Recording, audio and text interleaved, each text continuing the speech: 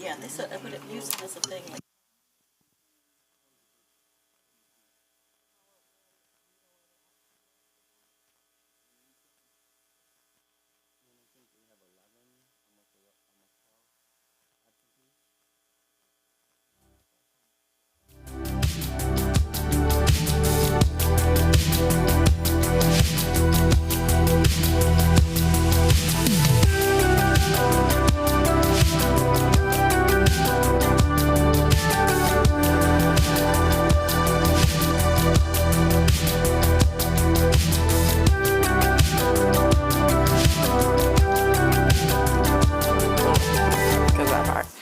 All right, good morning, everyone. It's 8 o'clock. We are going to get started. Great seeing you all on this sunny winter morning.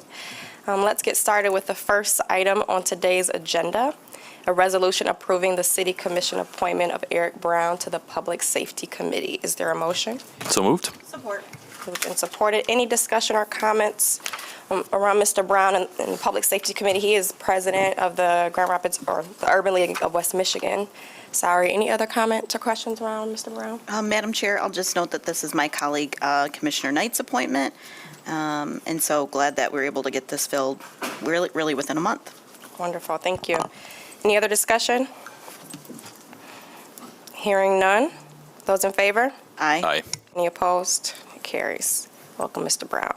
Second item, resolution confirming Mayor Bliss's appointment of Ken Miguel Cipriano to the South Division Granville Avenue Corridor Improvement Authority. Is there a motion? So moved. Support. For moved and supported. I will say here that the Garfield Park Neighborhood Association and others reached out to me about their support. Mr. Miguel Cipriano joining. Any other comments? Commissioner of the First Ward? I think Mr. Miguel Cipriano will be a good service to this Corridor Improvement Authority, has long ties to the Burton Heights area. As you all know, was previously an employee of the city and is now working at WMCAT. So, yeah, I'm excited to see him in this new role. I am too. All in favor? Aye. Any opposed? It carries. Item 3 is a resolution approving Mayor Bliss's appointment of Kenneth Hoskins to the Southtown Corridor Improvement Authority. Is there a motion? So moved. Support. All right, moved and supported. I will remind you all that I was appointed to Southtown very recently, moving into January with Commissioner Moody's resignation. So excited to see us continue to add folks to this board. One need that we have, I think particularly moving forward, is we need and desire folks who have experience a bit more squarely in the economic development realm, and so looking forward to filling additional vacancies with folks who bring a bit more of that experience. But happy to see Mr. Hoskins come forward. He's a long-time resident of the 3rd Ward and certainly the Southtown Corridor. He leads a nonprofit in the area, and happy to welcome him if this body approves. Any other questions or comments on this item? Seeing none, all in favor? Aye. Any opposed? Carries. Item number 4, resolution approving the City Commission's appointment of Commissioners Kelsey Perdue and Melinda Yasasi to the Area Community Services Employment and Training Board, ACCET Board. Is there a motion? So moved. Support. Moved and supported. Commissioner Yasasi, would you like to comment on this item? I'll just say that this is just a cleanup item from the end of the year. So in the past, this asset board and our community action board were in the same service. And so we'll continue to serve on this board. And then Commissioner Knight will join me on the Kent County Community Action, or has joined me. We did that approval in December, so. Okay. And this is a reappointment for both Commissioner Yes. Yasasi. Now, my second year. Your second year as well? Yes, Okay. yep. Mm-hmm. Great. That's a good group. Any other questions or comments? Hearing none, all in favor? Aye. Aye. Carries. All right, item 5 is a discussion and viewing and discussion of the current board and vacancy list. I will just note that we have 2 resignations on tonight's regular meeting agenda. One is from the Community Relations Commission, Ms. McGill. We actually recently appointed her, and so she'll be resigning. Daniel, would you like to share a little bit more about that in and out? Yes, absolutely. There, for the end of year appointment, process for last year. The request for applications was sent out in the middle of the year, late summer, and there was an application from Ms. McGill, and due to some liaison switchover and staff changes, there was a miscommunication about whether or not that should move forward. But a email from Ms. McGill was sent to me just recently stating that she would no longer wish to serve. Okay, thank you. Community Relations Commission? So it would, it wouldn't, I'll update the vacancy list after because Ms. McGill's appointment from the last meeting. No. Pardon? Go ahead, sorry. Oh, I believe Ms. McGill's appointment from the last meeting filled that board, so it was removed from the vacancy list. And then due to the timeline for submission of items, we weren't able to update that vacancy on the list. So it will be on the first March meeting's vacancies. Okay. I don't think we see the board in the packet. That's why I was taken out. These are only vacancies. Oh, I see. I see. Okay. That makes sense. Thank you. Any other comments or questions on CRC? The second one, we have Ms. Hendrick, who is resigning from the North Quarter CIA. So I wanted to put that on your radar if you could go to that. That won't be on. Or maybe that will be full too, not with one vacancy. Okay. Any other comments, questions, or items you all want to highlight and discuss related to the vacancy list? Okay, seeing none. For this list of vacancies, I want to take a few moments to talk about this afternoon's interview process to fill the Third Ward Commissioner vacancy. So we have interviews from 1 p.m. to 5 p.m. I believe we have them scheduled out, about 25 minutes per person. Each applicant will be asked 6 questions, 3 from the essay, narrative questions that they submitted as part of their application materials, and then the latter 3 questions will come from one from each commissioner in response to their materials, in response to something they said, or another question that they want to hear them speak to. Each person will have 3 minutes to answer each question. We'll use the clock that we use during public comment, and that's how we'll make sure that we stay on time and make sure everyone gets to every question for parity. So I think that was what I wanted to clarify for those who will be joining us at 1 o'clock. I believe it will be televised or streamed. The public is welcome to join and certainly welcome to watch online. Any other questions or comments around this afternoon's process, colleagues or staff? So. Okay. I'm looking forward to it. It'll be a long day, but a good one, productive one, a worthwhile one. All right, with that, we are adjourned at 8:07. Thank you.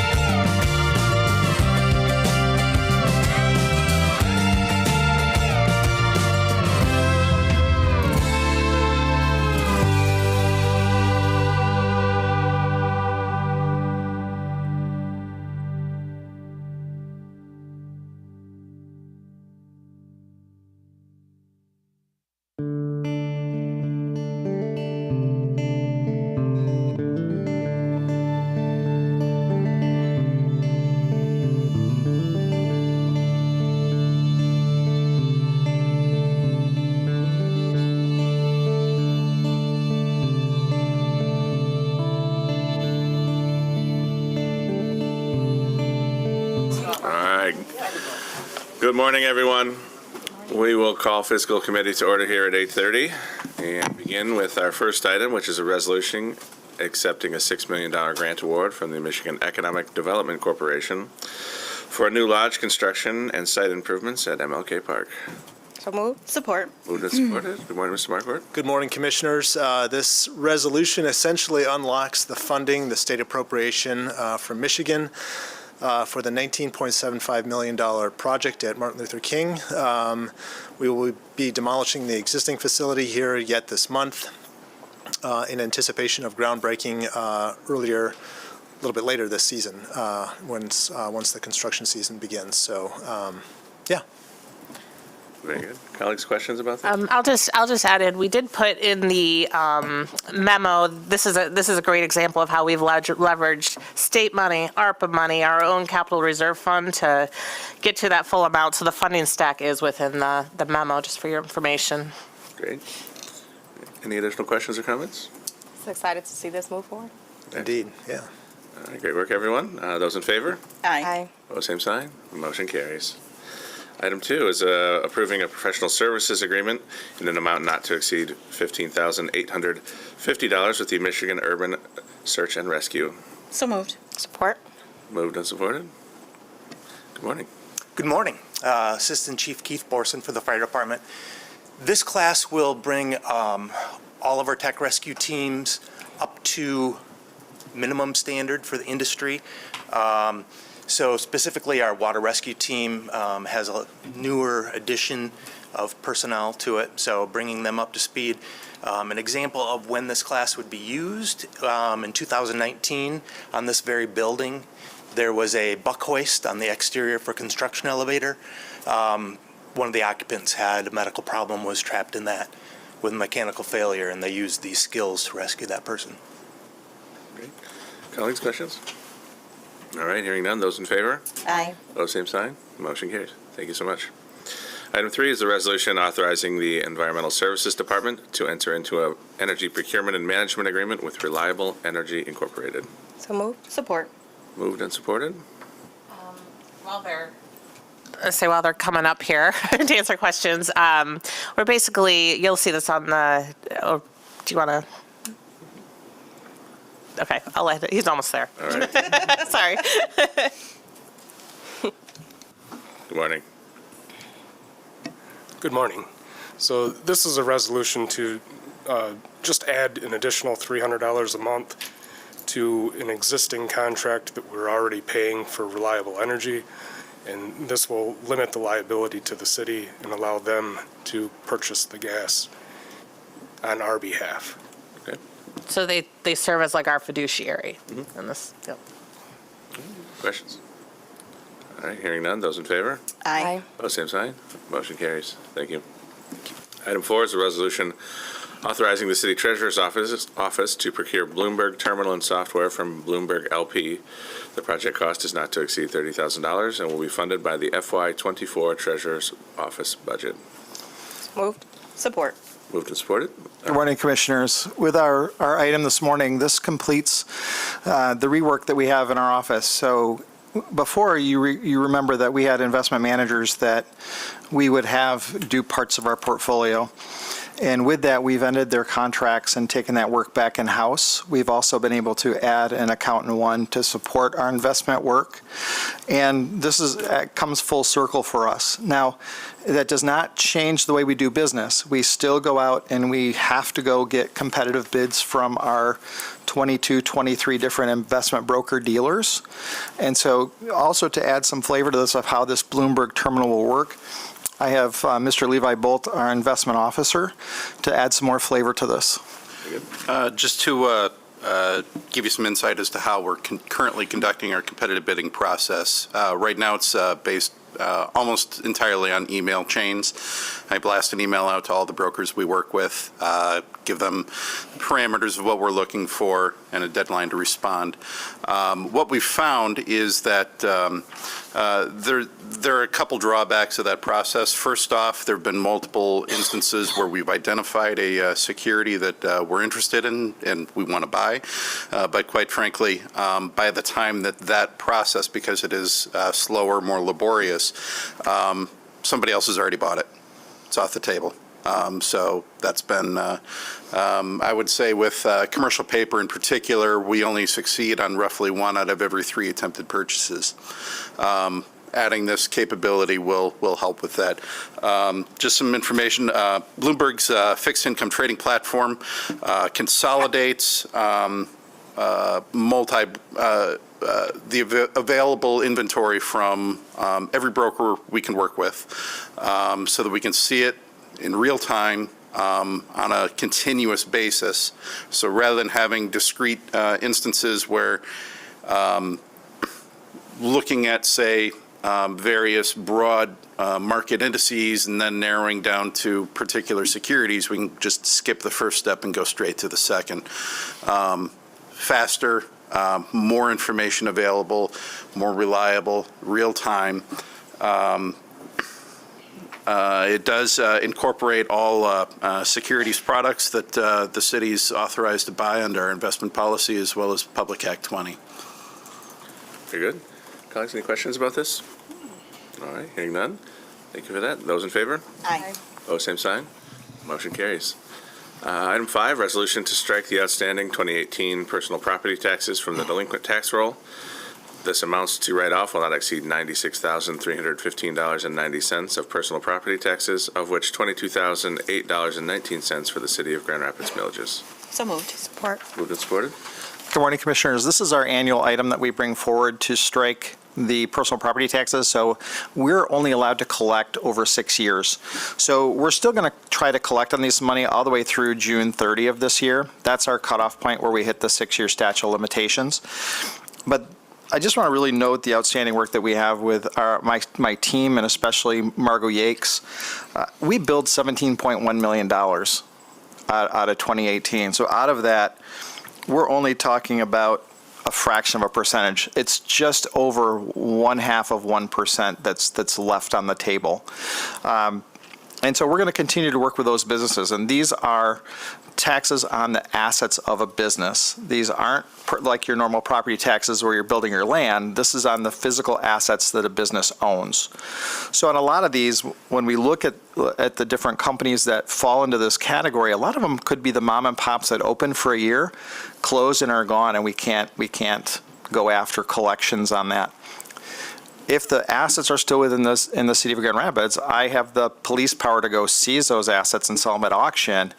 But that's obviously, in terms of Grand Rapids, that is the last resort, because the last thing we want to do is put a business in jeopardy by doing that. And we really go to every effort we possibly can to collect these monies. And so with that, we're asking for you to grant approval for us to strike that roll, and I'd have the clerk sign a paper, and then we actually fill that out with the 17th Circuit Court for their approval, at usually close to the end of June. Very good. Colleagues, questions? All right, hearing none. Those in favor? Aye. Opposed, same sign. Motion carries. Item 6, resolution authorizing the publication of a notice of intent to issue bonds in an amount not to exceed $20.5 million for the amphitheater project. So moved. Support. Moved and supported. Ms. Chapman, good morning. Hi, good morning. I'm sure many of you are aware that the Downtown Development Authority wanted to partner in on the Acquashare Amphitheater project, or you saw it on MLive after their Wednesday meeting last week. This notice of intent will begin that 45-day referendum period where the city will issue $20 million plus issue costs, and they will be repaid from the Downtown Development Authority. Very good. Colleagues, questions? Just one question, Commissioner. Thank you for the information, Tricia. Just one point of clarification. Does this $20.5 million, does this become general obligation debt of the city of Grand Rapids? Yes. Okay. Thank you. And it's backed by the agreement that we have with the DDA, that the DDA will be the responsible party to cover the obligations of that debt. Yeah, it does, we'll talk about this more at Fiscal with our, capital program, just the overlay. I do have some slides on that to discuss later, but it is against our full faith and credit. They issue through us because if they were to issue it on their own, it would be more expensive. So like Lion Square, we've acted on their behalf before to leverage our bond rating to issue debt for them. So I think that's all important. It's that this is city debt, but there is an agreement, and this is not not a normal operating agreement we've done in the past. And Correct. very good. Any further questions? All right, those in favor? Aye. Those same sign. Motion carries. Thank you. Item 7, resolution authorizing the publication of a notice of intent to issue bonds for public improvements in the amount not to exceed $40.5 million. So moved. Support. Moved and supported. Hello again. This notice of intent would be for potential bonds that we would issue in one or more series for parks, ELC, and some possible additional funds for the Scribner site. The Parks Department needs approximately $10 million for 12 different park projects. The majority of those funds would be for Canal Street, Plaza Roosevelt, Riverside, and Richmond, but it would cover up to 12 different parks. The ELC improvements are $8.5 million, and that covers acquisition, installation, manholes, fiberglass, lighting, cable, all of that type of thing, mainly for 4 different areas. That is also part of our Vital Street program. This would be the 3rd issue that we've done now for ELC. And then we are also looking for possible additional $20 million for Scribner, but that would be only if we need it. We would like to cash fund, as much as we can, but this gives us the option if we need to have some additional funding. We would also cover the cost of issuance with the bond issue. And for both of these, again, publishing the notice of intent does not require us to issue the bonds. It gives us that 45-day referendum period and then would allow us to issue. Very good. Colleagues, questions? All right, hearing none. Those in favor? Aye. Those same sign. Motion carries. Thank you so much. Item 8 is our ordinance amending Section 1 of the Budget Ordinance 2023-15 for fiscal year 2024, Amendment Number 8. So moved. Support. Moved and supported. Ms. Claren? Morning, Commissioners. Our first item this morning is out of the Police Department. This is a renewal of their forensic data extraction license with Magnet Forensics. This is for just over $54,000. They pay for this out of the Federal Forfeitures Fund. Number 2 is the Community Engagement Software Public Input. This is a 3-year contract, the amount not to exceed $96,340. We are appropriating the first tranche of that money, just over $31,000 out of the general fund with a corresponding decrease in fund balance. Number 3, this is related to MLK, which we talked about earlier with the approval of the MEDC $6 million grant. This also appropriates $10.5 million of our city ARPA funds for a total of $16.5 million. We'll appropriate that into the capital improvement fund. Number 4, out of Engineering Department, this is the reconstruction of College Avenue for $135,000. This is in the Water Improvement Fund. And then number 5, we have the Grand Rapids Public Museum expansion. This is appropriating just under $4.2 million in the Capital Improvement Fund with no effect on fund balance. Number 6, this is for the classification and compensation study. Previously, back in May of 2023, we did approve a contract with them for $345,000. That was going to be over the course of 3 years. This contract has since been renegotiated to go over 16 months instead for just over $330,000, and that is going to be appropriated in the Human Resources Department in the general fund with using fund balance there. Number 7 is related to the construction and site work at Scribner Avenue. This is appropriating the ARPA funds towards that. That's $15.2 million in the Capital Improvement Fund. And number 8, the DHS Regional 6 Equipment and Training Grant. This is $91,356.80 in the Fire Grants Fund. We have no use of our contingent balance, so that remains at $935,000. Very good. Colleagues, questions about any of these items? All right, hearing none. Those in favor? Aye. Opposed, same sign. Motion carries. Item 9 is our bid list resolution for February 20th, 2024. So moved. Support. Moved and supported. Any questions about any of the bid items?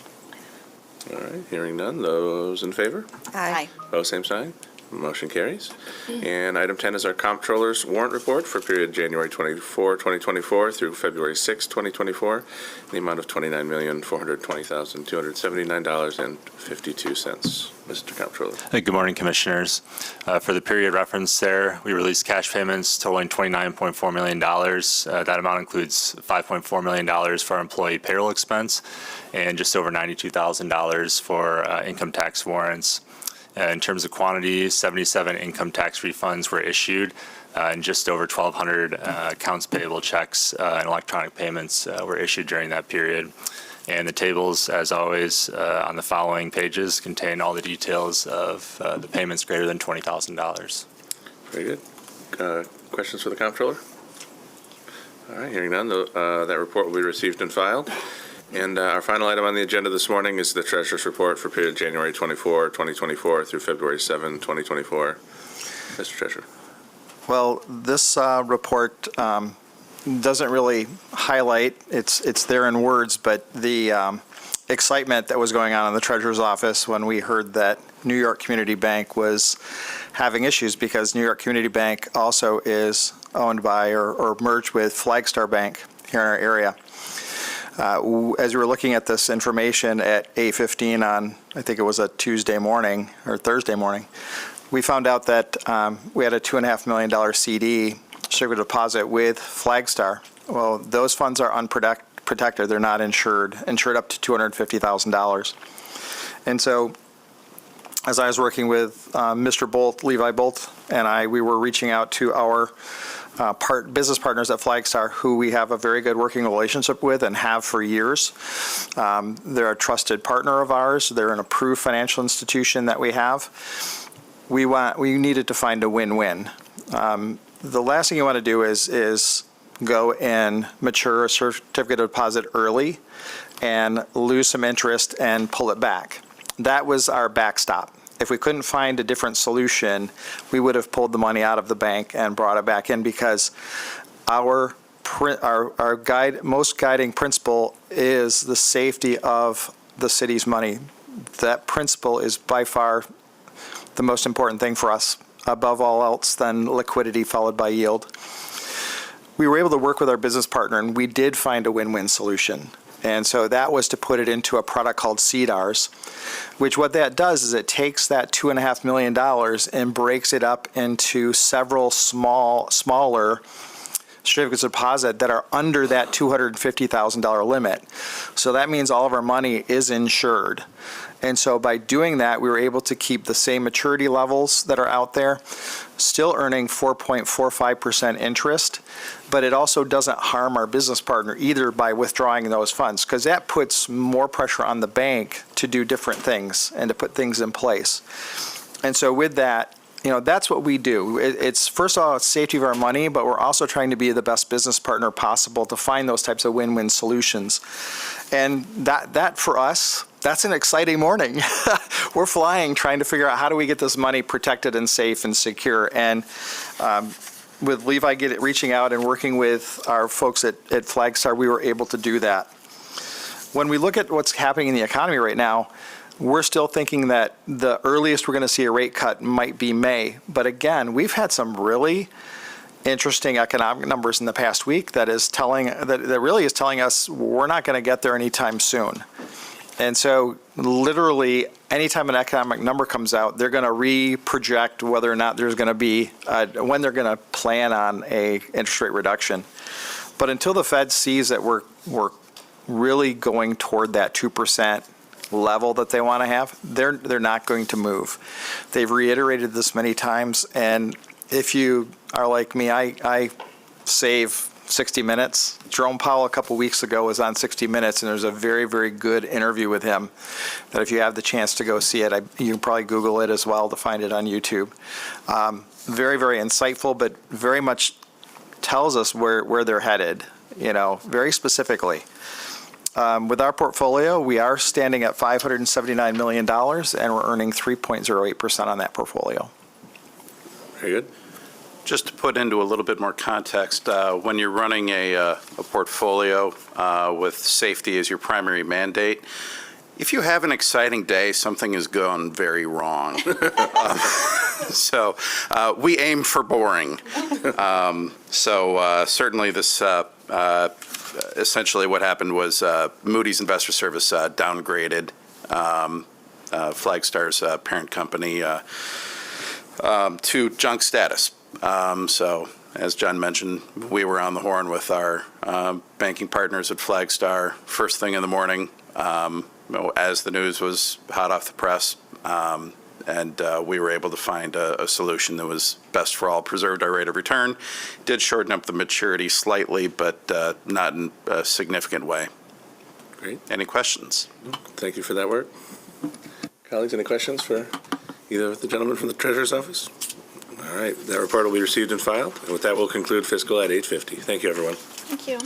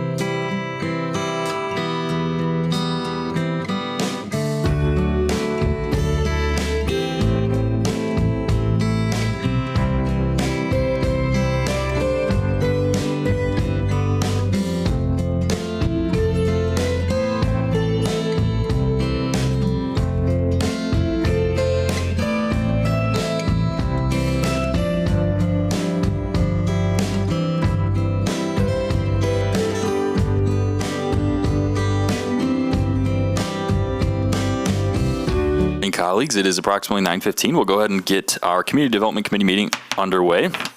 We have 7 items of business today. Jumping right in for resolution number 1, we've got a resolution awarding a contract with Wyoming Excavators Incorporated for street lighting and telecommunications improvements in Division Avenue from Fulton Street to Michigan Street and reconstruction of Division Avenue and Fulton Street intersection in the amount of $3,644,605 with the total amount not to exceed $4,992,580. So moved. All right, moved and supported. We've got Mr. Berkman on this one. Yes, good morning, Mayor and Commissioners. So there's a lot of work planned for the Division Avenue corridor between this construction season and the 2025 construction season. As you are aware, underground utility work has already begun. That's AT&T that's out there today on Division and Fountain, with multiple other utility improvements to take place this year. This contract is for the city's planned improvements to our lighting and telecommunications utilities and for the full reconstruction of the Fulton and Division intersection itself. We're coordinating our work with Consumers Energy because both of our systems, as of today, lie within the same duct bank that was installed back in 1940. It's reached the end of its useful life, and so we're working to separate our systems as we get into this 2024 project. We're completing all of the underground utility work this construction season in advance of the planned reconstruction project next year, which will be administered through MDOT. That 2025 project will include new curb and gutter, sidewalks, decorative street lighting that's being funded by the DDA, new traffic signals, and a separated bike facility. So the resolution before you today covers that 2024 utility work. Wyoming Excavators provided the low bid of 3 bids that were received of just over $3.6 million, seeking your approval of that contract award to Wyoming and the authorization of the total expenditures not to exceed $4,992,580. Financing is coming from a variety of sources, including the Water System Fund, Sewer System Fund, Capital Improvement Bond Series from 2021, Vital Streets, and then we're escrowing some funds from both AT&T and Consumers Energy to cover their share of project costs. And we expect construction on our city facilities to begin next month. Great, thank you. Any questions, colleagues? Nope. Just a comment. I'm excited to see this. I know with the community partners that we're here, talking about bike lanes and protected bike lanes, I know that's a part of this scope as well, and especially right in the middle of downtown, quite literally, is really exciting. So excited to see that underway. All those in favor say aye. Aye. Those opposed? That carries. That'll bring us to resolution number 2, which is a resolution awarding a contract with Dan's Excavating Service Incorporated for the reconstruction of Crescent Street Alley in the amount of $173,405 with a total amount not to exceed $240,708. So moved. Support. Moved and supported. We got Mr. Berkman again. So this project was brought forward by residents adjacent to this alley. We held a public hearing of necessity back in August 23rd of 2022 to consider improving the alley. It's south of Crescent Street between Grand Avenue and Eastern Avenue. The special assessment was subsequently approved in October of 2022. The project that's been bid now will include grading, installation of concrete pavement in the alley, some tree removal, and minor storm sewer upgrades. We received 6 bids on January 9th, and Dan's Excavating Service provided that low bid of $173,405, which was just over our engineer's estimate of approximately $170,000. The contractor will be utilizing a 27% MLBE participation rate. Duran Contractors will be performing the concrete work. And so I'm seeking your approval of the contract award to Dan's Excavating and that authorization of expenditures not to exceed $240,708. Of those costs, it's anticipated that $136,072 will be captured through the special assessment process, with Vital Streets Fund covering the balance of $104,636. Great, thank you. Any questions, colleagues? Hearing none, I'll call the question. All those in favor say aye. Aye. Those opposed? That carries. Resolution number 3 is a resolution accepting an easement at 4375 Kalamazoo Avenue Southeast and authorizing a payment of $12,500 in connection with Town and Country Water Main replacement. So moved. Support. Moved and supported. Mr. Berkman. This project will bring new water main and services to the property and business owners on the southwest end of the shopping center plaza to replace a single water service that currently serves multiple owners today. Total of 4 easements were required for the project. We've brought to you previously 3 other easements, so this is the 4th and final one, coming from the property located at 4375 Kalamazoo Avenue. So asking for your acceptance of the easement and authorization of payment in the amount of $12,500 to come from the Water System Fund, and then we anticipate construction to take place later this 2024 season. Great, thanks. Any questions, colleagues? Hearing none, I'll call the question. All those in favor say aye. Aye. Those opposed? That carries. Resolution number 4 is a resolution awarding a contract with Groundhog Excavating and Landscaping LLC for systematic sidewalk repairs in various locations for 2024 in the amount of $1,508,310 with the total amount not to exceed $1,600,000. So moved. Support. Moved and supported. Mr. Berkman. According to the Vital Streets Investment Guidelines, a portion of funding is to be directed towards maintaining and improving our existing sidewalk network. As of today, we've inspected and repaired approximately 430 miles of our roughly 900-mile network, so we're about halfway through. However, the Vital Streets program is roughly 2015 to 2030, so we're a little bit beyond the halfway mark of that. So last year, we shifted to doing the systematic repair work within just one ward at a time to allow us to focus the work in a particular area and optimize the efficiency of the work the contractor is being asked to perform. So last year we started with the 3rd ward. Now we're moving to the 1st ward with this 2024 contract, which will generally be bounded by the west city limits, Lake Michigan Drive, Bridge Street on the south, Leonard on the north, and Front Avenue on the east. Groundhog provided the low bid of the 2 bids that were received in the amount of $1,508,310, and we'll be utilizing a 46% MOBE participation rate, again, on the concrete work, with L&O Construction being the sub for that. So asking for your approval of this contract with the $1.6 million not to exceed amount coming from the Sidewalk Repair Fund. Great, thanks. And timing-wise, when does this commence? Is it pretty soon here? Yeah, it'll be for the basically for the next year. We generally bid these in February of each year, and they carry us through the subsequent year. Got it. Thank you. Colleagues, any other questions? Nope. All right. All those in favor say aye. Aye. Those opposed? That carries. Resolution number 5 is a resolution approving option agreements in the eventual sale of 1720 Martin Avenue Southeast and 1842 Collins Avenue Southeast pursuant to City Commission Policy 900-63. So moved. Support. Moved and supported. We've got Mr. Closter on this one. Thank you. Good morning. So this is a resolution authorizing entering into option agreements for these 2 properties with Link Up Nonprofit Housing Corporation, providing them with 12 months to finalize their financing and building plans to move forward with the construction of 2 single-family homes to be made available for sale for households with household income at 80% AMI or below. Thank you. Colleagues, any questions? All right, hearing none. All those in favor say aye. Aye. Those opposed? It carries. Resolution number 6 is a resolution approving and authorizing execution of a lease amendment for Community Rebuilders for lease space at 1120 Monroe Avenue Northwest. So moved. Support. Moved and supported. We've got Mr. Prince. Good morning. Hey, good morning, Commissioners. Hey, I'm here to present the resolution for a lease amendment for Community Rebuilders for lease space at 1120 Monroe. The original lease was with Community Rebuilders, approved by City Commission on July 27, 2010, via proceeding number 79572. Since then, we've had 2 additional amendments to this lease agreement. The first one was December of 2013. The second one was March 2022. Both of these included additional space, additional parking areas for the site. We now want to exercise a 3rd amendment to this agreement starting March 1st, 2024, whereas the city and the tenant agreed to reduce the amount of space leased from the city by 3,164 square feet and modifying the base rent from $115,777 to $125,810. We're also going to remove the annual rent adjustment limitations. Both the city and Community Rebuilders agreed to this, and we recommend support. Great, thank you. Colleagues, any questions? Hearing none, I'll call the question. All those in favor say aye. Aye. Those opposed? It carries. Thank you.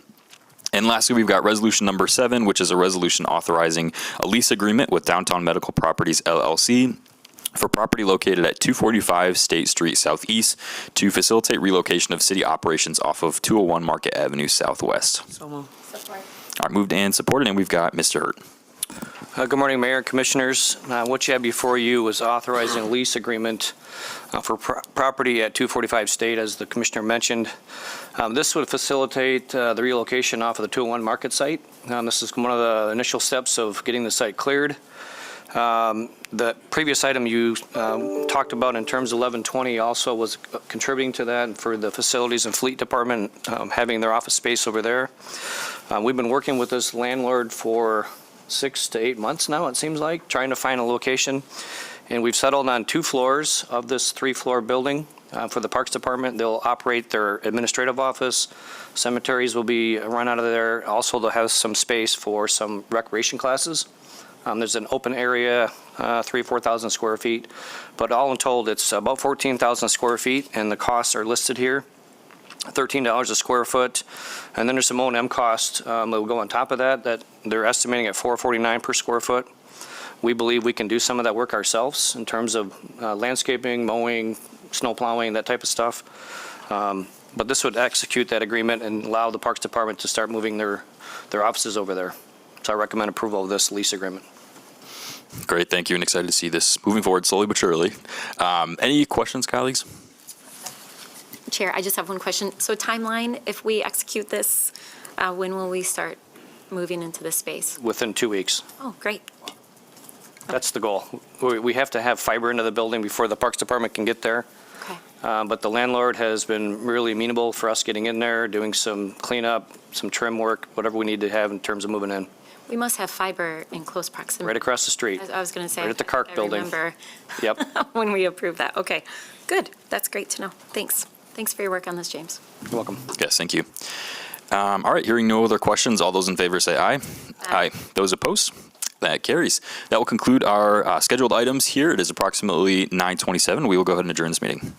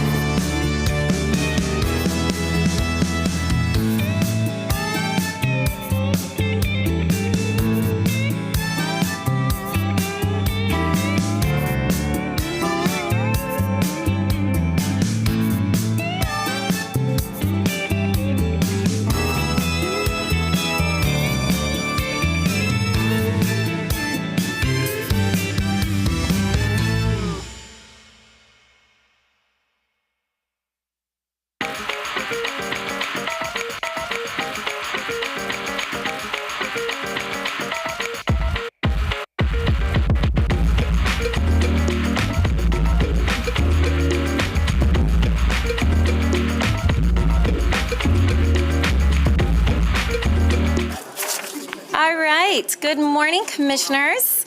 I'm going to go ahead and call this meeting to order. Hope everyone is having a good February 20th, this beautiful Tuesday with the sun shining. So Commissioners, we're going to get started. We have 6 items before us that are action items. I do have an executive session, so I'll call for that right after we get through our action items. And then we will move into our briefing.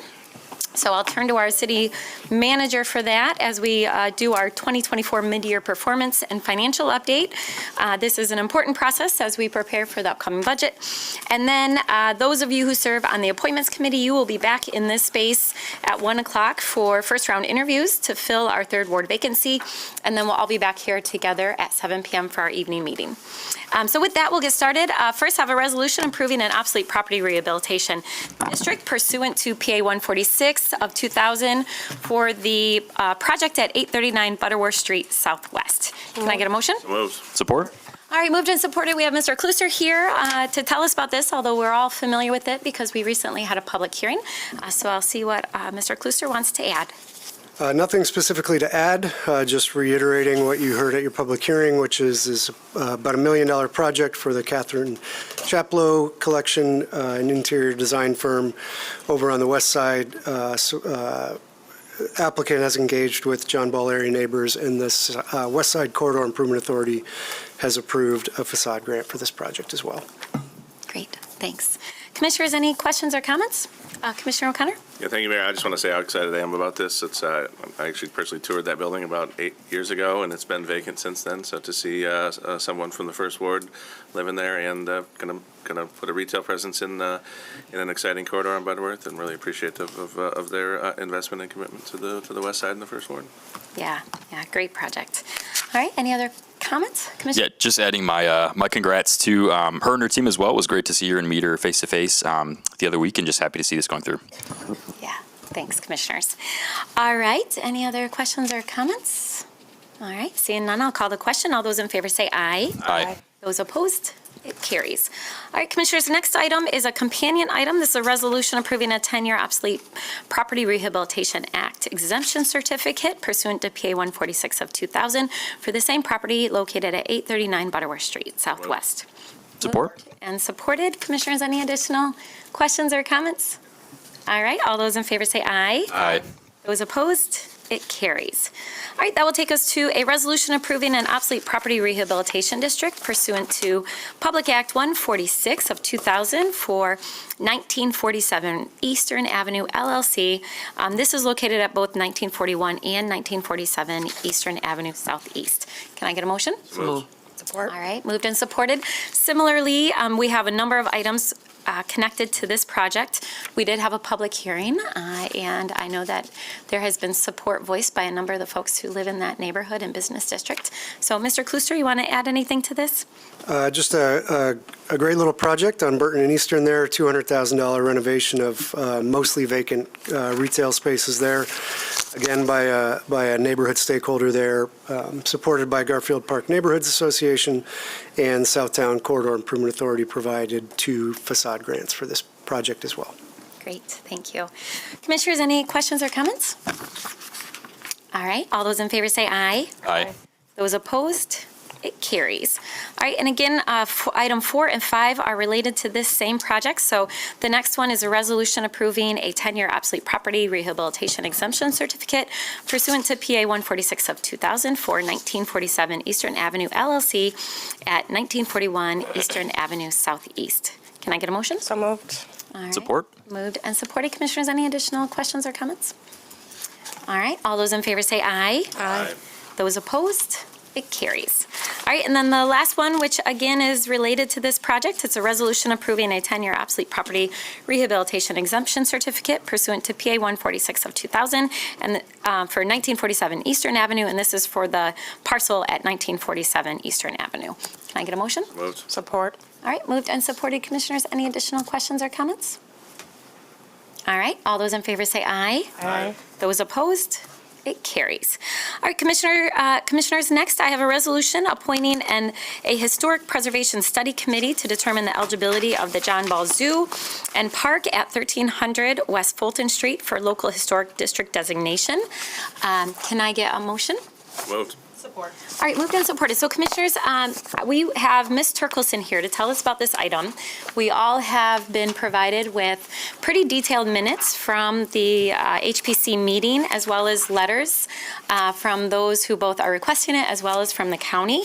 So what I'd like to do is turn it to Ms. Turkelson to provide some history and information on this item, and then I'll turn to those of you around this table to see if there's any questions or comments, and then we'll move forward. Ms. Turkelson? Thank you, Mayor. Good morning, Commission, City Manager. Before you is a resolution to consider establishing a study committee to determine whether 1300 West Fulton should be designated as a historic district. I am joined by my colleague Rhonda Baker, the city's historic preservation specialist, and she'll be supporting with technical knowledge if there's questions to that. In accordance with City Code, before establishing a historic district, the city does have to embark upon a study that would include reports and hearings, and it would be conducted by a historic District Study Committee, which would be appointed by the City Commission, of course. The subject property is home to John Ball Zoo, and it's currently owned by Kent County. You'll note in your packet that Kent County has submitted a letter of opposition to this resolution and details their reasons within that letter. The request was initiated by several community members, and that narrative has also been included in your packet. Following past practice, when the city does receive such a request, the city's Historic Preservation Commission, or HPC, considers the request and provides City Commission with their recommendation on whether a study committee should be established. On January 17th, 2024, the HPC considered the request. Meeting minutes have been included in your packet, and although several members did question whether the property retained enough historic integrity, ultimately they determined that that was the role of the study committee to investigate further and recommended that a study committee be established. We are aware that the requesters have asked the city to delay action on the resolution to allow time for SHPO, or the State Historic Preservation Office, to provide comment. City ordinance does not actually require City ordinance will require the study committee in the future, should one be established, to submit their findings to SHPO, although I'll note that SHPO actually has no formal authority in this matter. It's simply what I would call a courtesy review, where they would provide comment on any findings that a study committee would have. Because the Historic Preservation Committee did make their recommendation, I did not find it to be appropriate to delay the consideration for you, and I would defer that matter to you. So thank you for your consideration, and myself and Rhonda would be available for questions. Thank you, Ms. Turkelson. All right, I think I'll start with our first ward commissioners. They've been actively engaged in these conversations and have, I know, met with a number of folks. Also just want to highlight that we have Mr. Al Vandenberg and Josh Spencer from the county here as well. I appreciate you being here. And so I think I'll start over here with Commissioner O'Connor and Commissioner Robbins, and then I'll turn to my colleagues, see if you have additional questions or comments. Commissioner? Thank you, Mayor. I guess I'll just start by saying I'm not going to support this resolution. I appreciate the consideration and the work and the advocacy of folks wanting to be engaged in the process of the zoo expanding and the future sustainability of that institution, as well as the surrounding park area that is managed by the county. 20 years ago, the same body, denied a very similar request to this, and I think we've been provided a significant amount of context as to the changes and upgrades that have been made to both the park and the zoo over that course.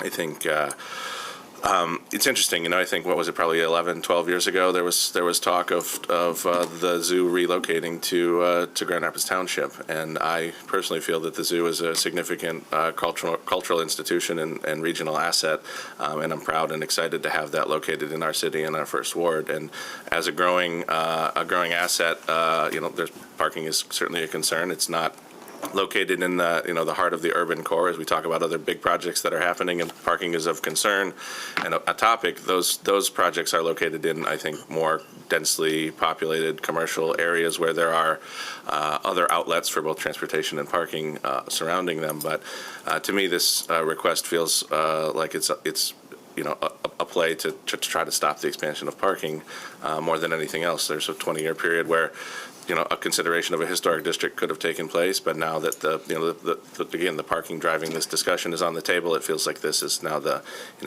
move to try to prevent expansion from happening. And I personally would not, feel comfortable and want it on my watch that, I contributed to the fact that the zoo might have to make a different determination about where and how it operates in the future. And so with that, I'm certainly going to be a no vote on this. I want I want there to be a path forward, and I know that and appreciate the fact I think that the zoo has done some engagement, and I think is keenly aware of the fact that they need to do a better job of engaging with the the neighbors surrounding the project. But at this point, I will not be supporting a historic designation. Thanks, Commissioner. Appreciate you clarifying that. Commissioner Robbins? Yeah, thank you, Mayor. Thank you, Mr. Urkelson, as well, for introducing this. I'll start by saying, this is my neighborhood. This is my home. This is where I have lived for the majority of the time that I've been a Grand Rapids resident. So I'm very proud of that. I would say my concerns are similar, twofold. First of all, just being that this request has been considered previously, and even 20 years ago, there was concern about the substantive, historic, structural preservation that existed at the time when it was previously considered. And so, given that now it's been 20 years, there's been nearly 100 changes in the zoo since then. From new exhibits to renovations of existing buildings that still exist there. So I do share in the concerns that the state has voiced when it comes to this matter.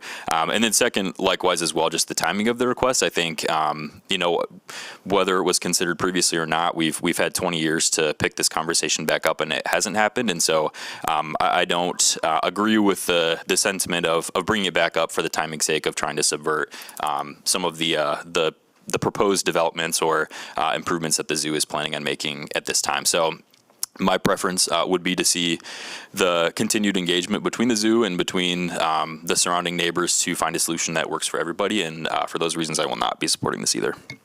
Okay, thanks, Commissioner. Other commissioners who have questions or comments? Commissioner Isasi? Thanks, Mayor. Thank you, colleagues, for sharing your thoughts. And I've had a chance to talk. I've had a chance to read Al's letter. Thank you for sharing that and getting that to us, some time ago. So we were able to kind of look through these considerations. I've also talked to individuals who had filed these applications. I think the concern here, is talking to you, Mayor, just the complexity of an individual entity, the county, and also knowing that we are an individual entity and we want to also be able to have the ability to make the investments that we think are best for our assets. And I certainly, while I am, concerned for what neighbors might be experiencing in their neighborhoods, I do agree. It seems clear to me that the engagement process, we've had some really good projects in front of us, Factory Yards, which I think has raised the bar for engaging individuals. So I too would voice, hopefully those involved would work very closely with neighbors to say, we are growing, we want to have more amenities in this city, and how can we bring those individuals into something that is, like for many of us, has so many good memories. As a young person going there, taking my niece and nephew. So I've been able to talk to those individuals, and in the end, I also have to put on my hat of what I think my role is here today is what is in the best interest in terms of this governance of this property. And so I too will not be supporting this. I know that individuals had reached out to remove that. I agree with your sentiment, Ms. Turkelson. That was my comment. I don't think at this point it's come to us from a committee, coming to this committee. And so, again, feel the sentiments of individuals who might be feeling this down the street. And hopefully that can all be worked out. But I would agree with my first word colleagues. Thanks. Thanks, Commissioner. Commissioner Knight, did I see your hand up? No. Okay. Commissioner Perdue? Thank you. Pardon me. Good morning. Thank you for sharing. I would like to hear more, maybe from staff, about what would the consequences be of if this study were to move forward and if this area was designated historic. Tell me more about what the consequences of that would be for that area for expansion, for renovations, and for additional investments into that asset. Sure. So I will give you the overview, and I will let Rhonda supplement if it's an inadequate answer. But in short, should a property be designated as a historic district, it then falls under the purview of state historic preservation guidelines. So any renovation, modification of significance would be subject to the Historic Preservation Commission review. There would be very minimal modifications that could be done by city staff, by Rhonda specifically, but for the most part, a property once designated has to comply with state guidelines for historic preservation. And I'm going to look and make sure I'm... Anything to add? Okay. I think that's important to note, right? Because I think that sounds like it would severely limit the options and the choices to be able to continue to invest in the zoo. My understanding, speaking with neighbors, is there's a concern about preserving green space. So I think that is a separate issue from a historic designation, but I will be interested in hearing the county's plans, the zoo's plans, our support of, we've been very clear, I think, in investing in our parks and green space in the city. And so just want to affirm my support of preserving green space in the city and striking that balance as we continue to grow and develop. I wonder if anybody else has any comments to that end. Yeah, and I appreciate you saying that. I think we all have been very clear about our desire to have access to green space within walking distance for individuals who live in our city, regardless of their neighborhood. Years ago, it was a few years ago, when the playground was redeveloped at John Ball, the city was very supportive of that effort. And so I share that concern. I'm not sure that, I want to be careful not to conflate the two. To muddy the water today, because that's not what is before us. But I think what would be helpful is to get an update from the county as they move forward with updates to the zoo based on their master plan, to get a briefing to this body, maybe not just related to the zoo, but also to some of the other work that they're doing in partnership with the city around connecting trails and things like that. So maybe city manager, in the future, we can have that update. Sure, and we'll be happy to do that, particularly as we talk about trail development. But I did want to at least echo from the conversations I had with the county administrator, his desire and the county's desire as well to preserve green space and trails throughout the county. And so while the specifics may not be worked out for John Ball Zoo, we both share in that aspirational goal. Yeah, thank you. I feel comfortable with that, and I do believe that that's a different issue than the historic designation. Appreciate all the conversations that have happened to date, and think that I don't think that the request meets the criteria at this time either. So thank you. Yeah, thank you. Mayor, can I add one more thing too? I think I want to be clear too that not moving forward with this doesn't lessen the historical significance of the zoo and of the park in our community. I know from all my conversations with partners at the county, they have utmost care for this property and the importance that it plays within our neighborhood and in our community. So I just want to put that on the record that not moving forward, this does not diminish our view of the importance that its history plays. So I appreciate you saying that. And, the impact that John Ball had on our city. I think all of us can appreciate the legacy that he and his family left on our community. And I think I speak for everyone around this table and most people in this room. John Ball Zoo is a really special place, and we're grateful that it's located in our city. And we're grateful for the partnership with the county all those years ago. Quite frankly, I don't think the zoo would exist today. The city wasn't in a position to maintain the zoo, and had the county not stepped up to agree to take over the zoo and own it and manage it, it may not exist today. And so, again, the county's been a great partner for decades, not just on this project, but on a number of projects. And I really appreciate them continuing to maintain such a valuable asset in our city. So with that, I too am not going to support this request, and for many of the reasons cited. With that, though, I want to affirm my commitment. I think my record speaks for itself. Parks, green space, playgrounds, that's a huge priority to our city, to this body, and it will continue to be, and we'll continue to work in partnership with the county to make sure that children have those assets available to them. So with that, Commissioners, I'm going to call the question. All those in favor of appointing a Historic Preservation Study Committee, say aye. All those opposed, say nay. Nay. All right, that fails. And Commissioners, now I'm going to move forward and ask you, before we go to the briefing, to call for an executive session. This is for pending litigation, and we have one. So one executive session for pending litigation. Can I get a motion? So moved. Support. All right, moved and supported. And Commissioners, this is a voice vote. I'll start down here with Commissioner Perdue. Yes. Commissioner Robbins? Yes. Commissioner Isasi? Yes. Commissioner O'Connor? Yes. Commissioner Knight? Yes. And I am a yes. So Commissioners, right after this, we'll go down to Library. the law library for executive session, and according to the memo, probably take 15 to 20 minutes. All right, with that, I will now turn it over to our city manager, and we will now embark on our mid-year performance update. Commissioners, we all should have received a PowerPoint presentation, and we'll walk through that and then have ample time for questions. City manager, take it away. All right, thank you, Mayor, and good morning, Commissioners.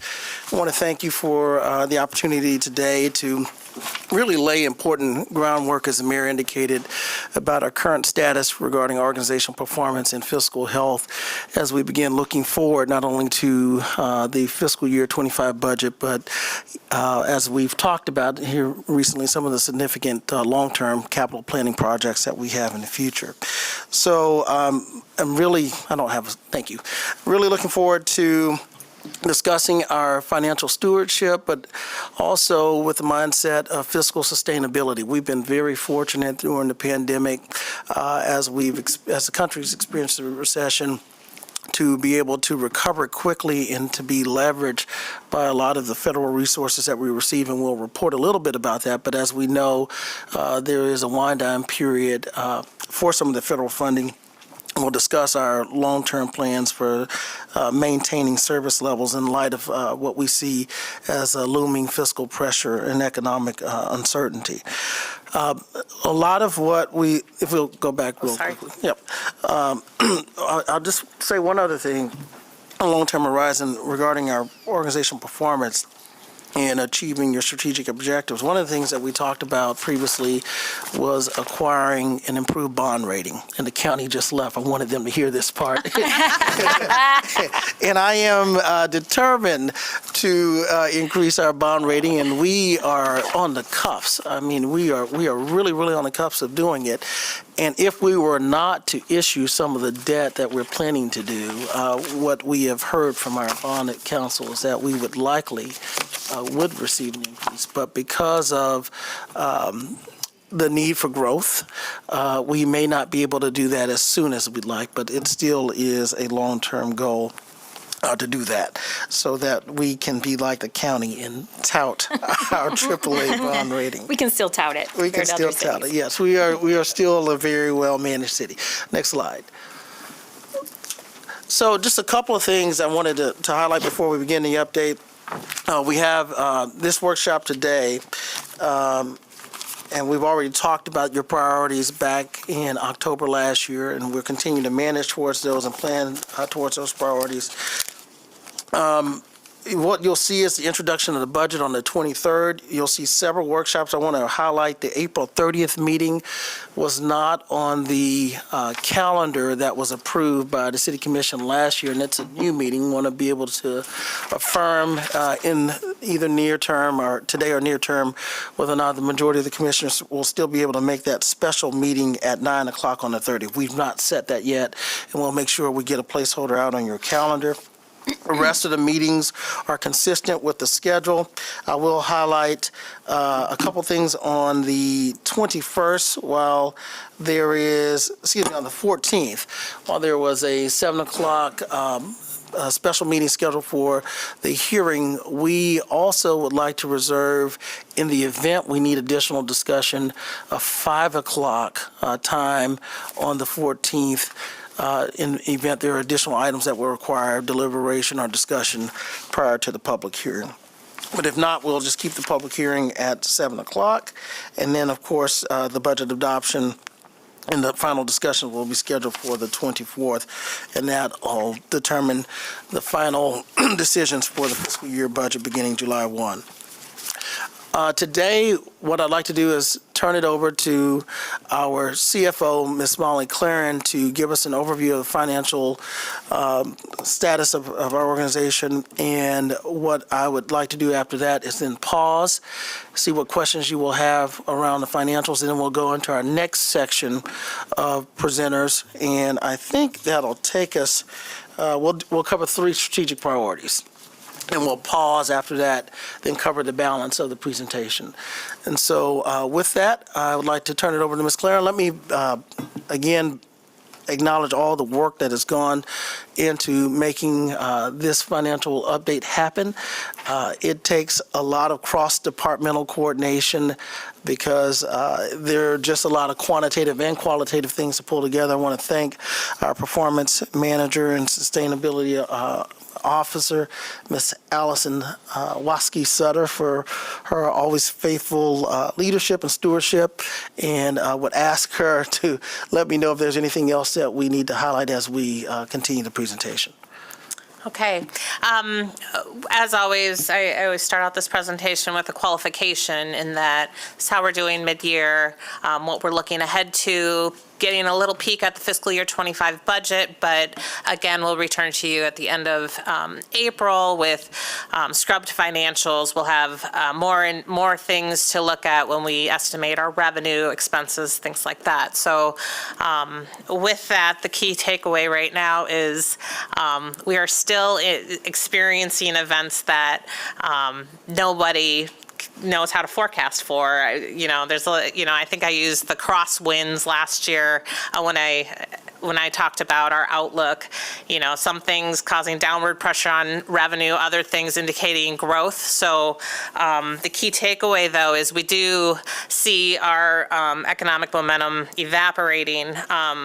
What's been interesting about the last few years is while we've had all these downward pressures, consumer spending, things like that has still been very robust. So that's kind of floated the economy in some ways. But again, we're seeing a little bit of a contraction with that. I won't spend a lot of time here, but we're still scrubbing through the numbers as far as our forecast. We're looking at CPI increasing by 3% and then a slowdown. That's one of the key things we do look at. But again, West Michigan typically outperforms the state. We also typically outperform the nation. So, we got that in our favor. So again, just recession is always out there on the horizon, the likelihood of that happening versus not. One of the key conversations we spend a few slides on today is our debt and our bond rating. City manager already mentioned that, but this is the year of capital. We are leveraging a lot of different revenue sources. There's a lot of opportunity for us to take advantage of this and do a lot of the great things in the community. So with that in mind, as we build the fiscal year 25 budget, it's instead of using the term continuation budget, we are focusing on that capital program you'll hear a lot about today, but there's also a focus on what are we doing in each department in customer service. So city manager is having that deliberate conversation with departments surrounding that with the budget conversations. Again, any new personnel or programmatic requests are going to be in line with our city's strategic plan. That's our guide, as well as the city commission focus areas that you affirmed in November. So as always, we want to leverage grant funding or outside sources where possible. And again, innovation change. We're always looking for opportunities in that vein.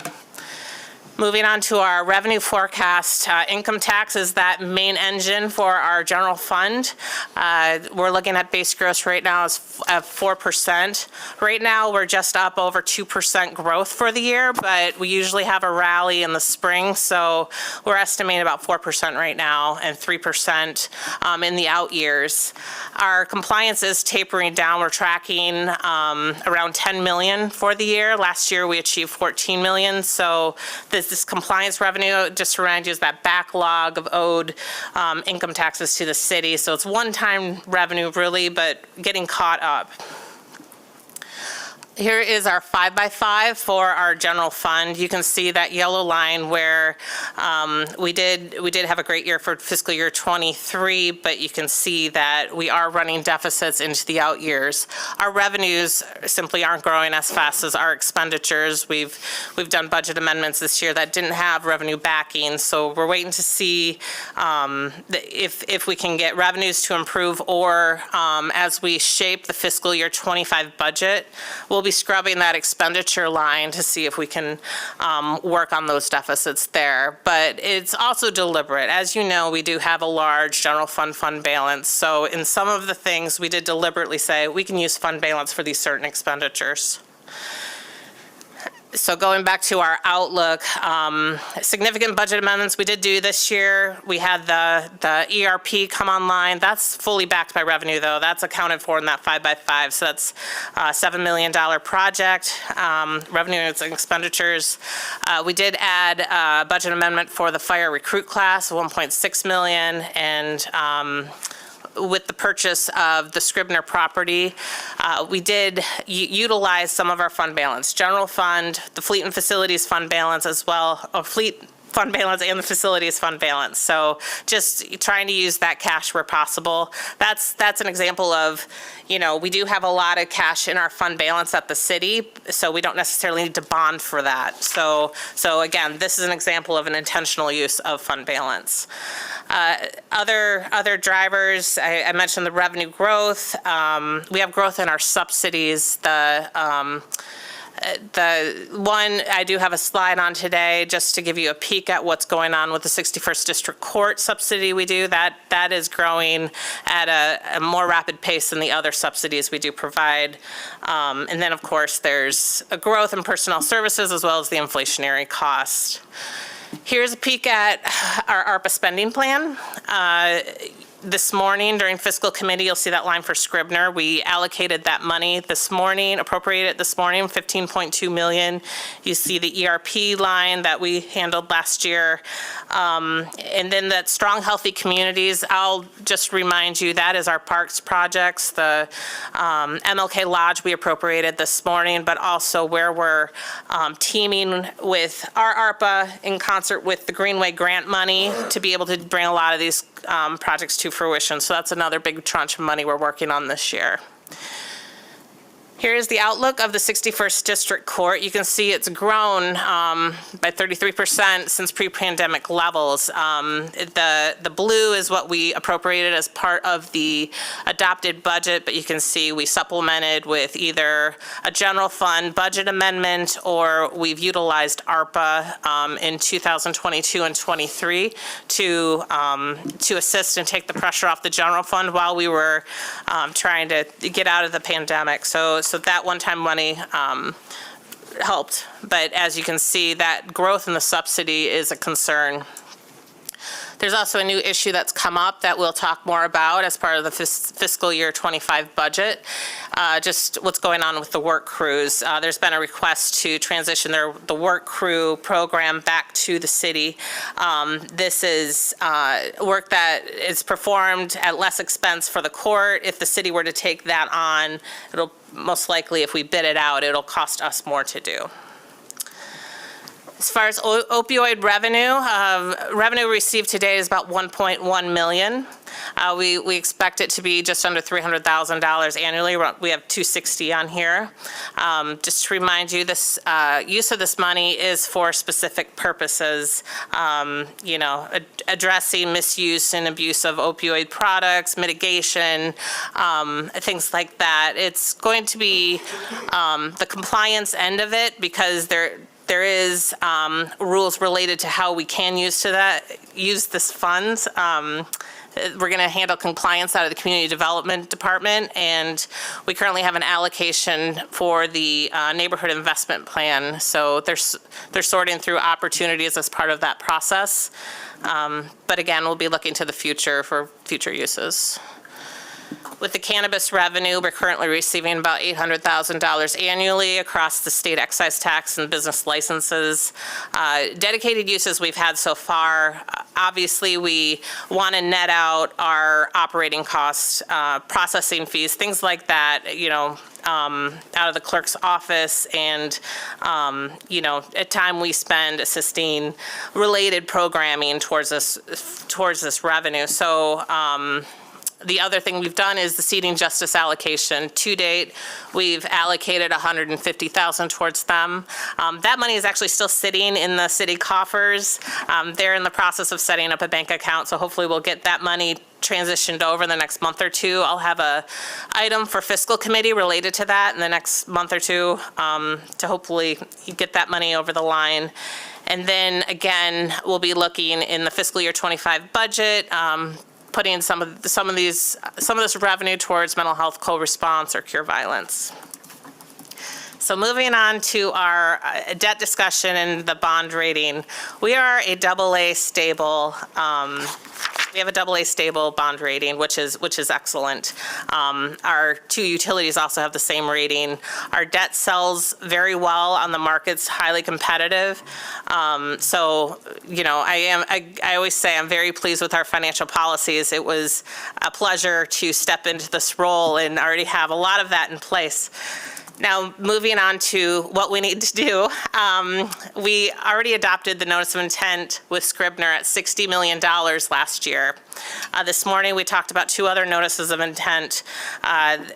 One related to city projects. This is $40.5 million across the parks projects, street lighting, as well as an allocation towards Scribner. As we discussed with the Scribner allocation, this is more of just an authority to issue. I don't intend to issue this $20 million unless we fall on economic hardship later on, and the cash I was planning on using towards Scribner in year 2 or 3 of the project just isn't there. Right now, I don't have an indication that is the case, but again, it's just a tool in our toolbox we can use if we need it.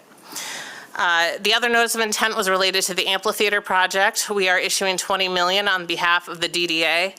DDA could issue this debt on their own. However, we form a partnership with them where their revenue is going to back this debt, and the DDA can take advantage of our bond rating where we get a lower interest rate for that debt. So it's similar to what we've done with Lions Square, where we issue the bonds and they help support the debt. So it's similar partnership. Other bond issues we have, I already mentioned the $60 million towards Scribner, but we do have Knapp's Corner. That'll actually be issued by the Drain Commission and will be responsible for $10 million of that debt service. We have facility projects that are pretty routine in nature, but just under $10 million there. And then we have supplemental funding related to the fire training center. We already have the state grant. There's about $15 million of that we have allocated towards the training center, but we're estimating as the department goes through design, possibly needing 25 to 35 million more to complete that project. And then we also have $181 million of potential future public project debt. This is from preliminary, it's very preliminary. Those discussions really involved us issuing on behalf of other organizations, again, under our full faith and credit, but having an agreement with our partners where they provide the revenue to service that debt. As far as cash flow pressures going on, we have the Greenway money, $24 million is being requested that the city, this ARPA grant is a reimbursable grant through the state, so the city would have to upfront the $24 million of projects, given they don't all happen at once, but trying to figure out the cash flow for those, for when the money is going out the door versus when we get reinvestment from the state. With our two specific state legislative grants that are ARPA backed, we do have an arrangement with the state where we get 50% of that revenue up front, so we can get started. Again, easing off of how we make the cash flow work. For the Scribner project, we do have $15.2 million of ARPA that's getting us started. We appropriated this morning, but we'll be issuing $60 million probably early this summer to, as that project gets going. And then as far as the GOF outlook, we've added 29 positions to date. So that's where you're seeing in that expenditure line, just growth in our personnel services there. So that's across multiple departments. We're running out of ARPA for general revenue replacement that we've been able to take advantage of in the last couple of years. And then again, subsidies, we have bargaining coming up in 2025, and keeping a good eye on that income tax outlook. So in total, taking everything I just talked about as far as debt and being asked to upfront cash, things like that. This is the summation of all those slides of what's coming in and what's going out, things like that. If we're talking about our GO bond rating, I said it was AA stable. It is concerning adding this much debt to our portfolio this quickly. It's something we're working through with a financial advisor right now, just because going to AA plus is a goal of mine as CFO here. It's something I wanted to do, stepping into the role. So, making sure we're mindful of leveraging all the grant dollars we can, and having good agreements that do protect the city. If we do issue debt on behalf of other organizations, making sure the city is protected, that we are still well supported with getting revenue back in the door to service the debt. I won't spend a lot of time on this, but this is a list of the current state and federal grant opportunities that we have in process, either applying for or waiting to hear about awards. Again, we have a group that's doing great work going out and looking for opportunities to further programs that are in line with our strategic plan and initiatives.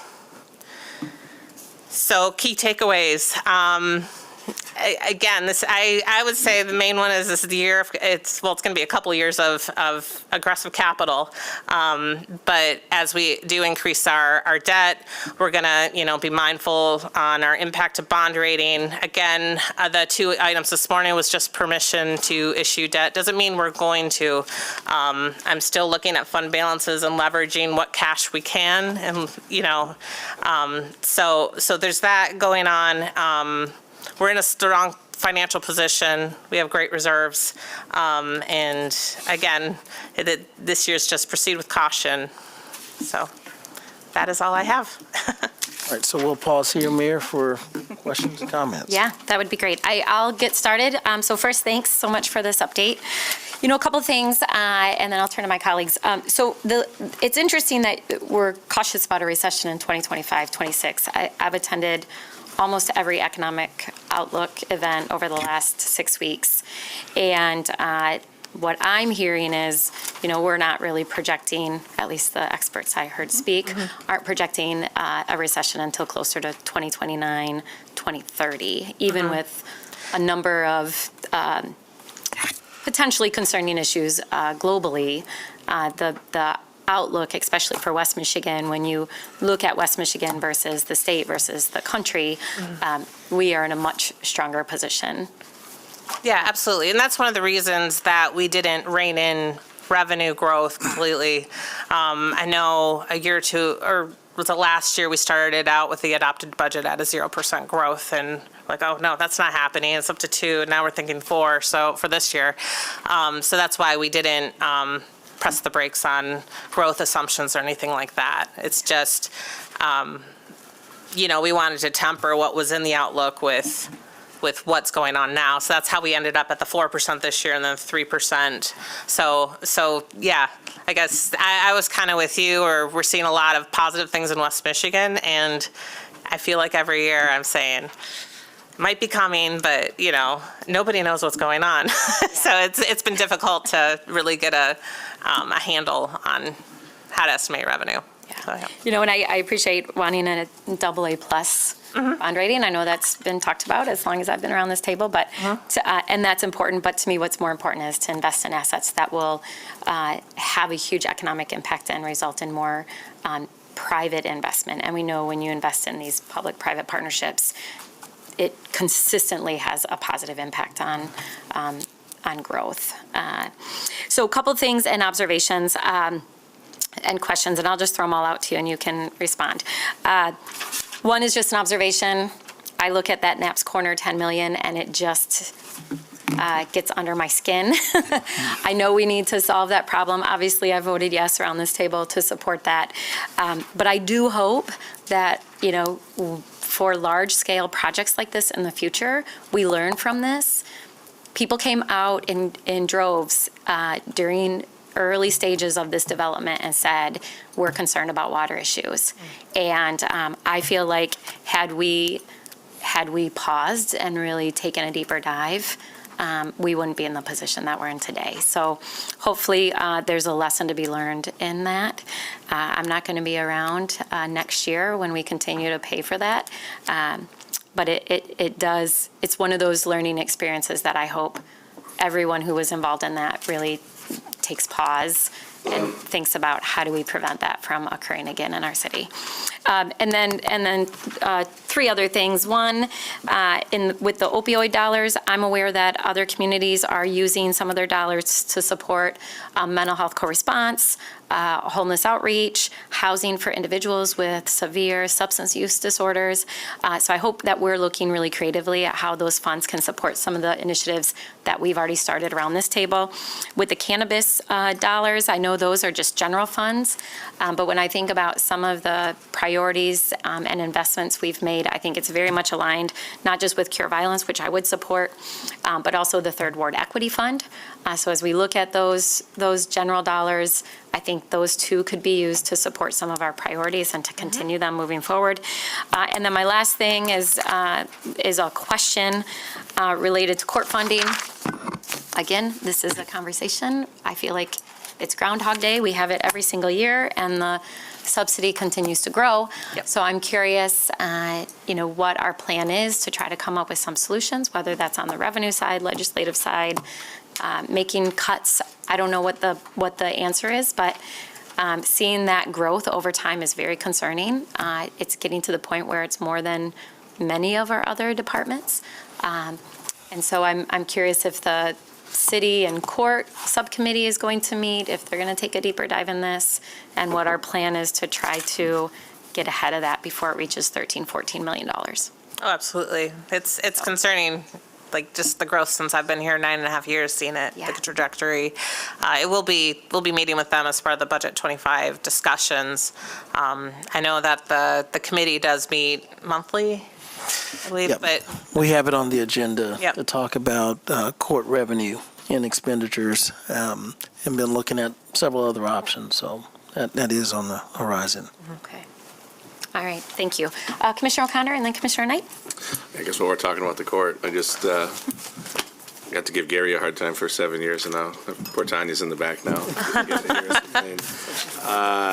No, and so I always appreciate Ms. Clarence,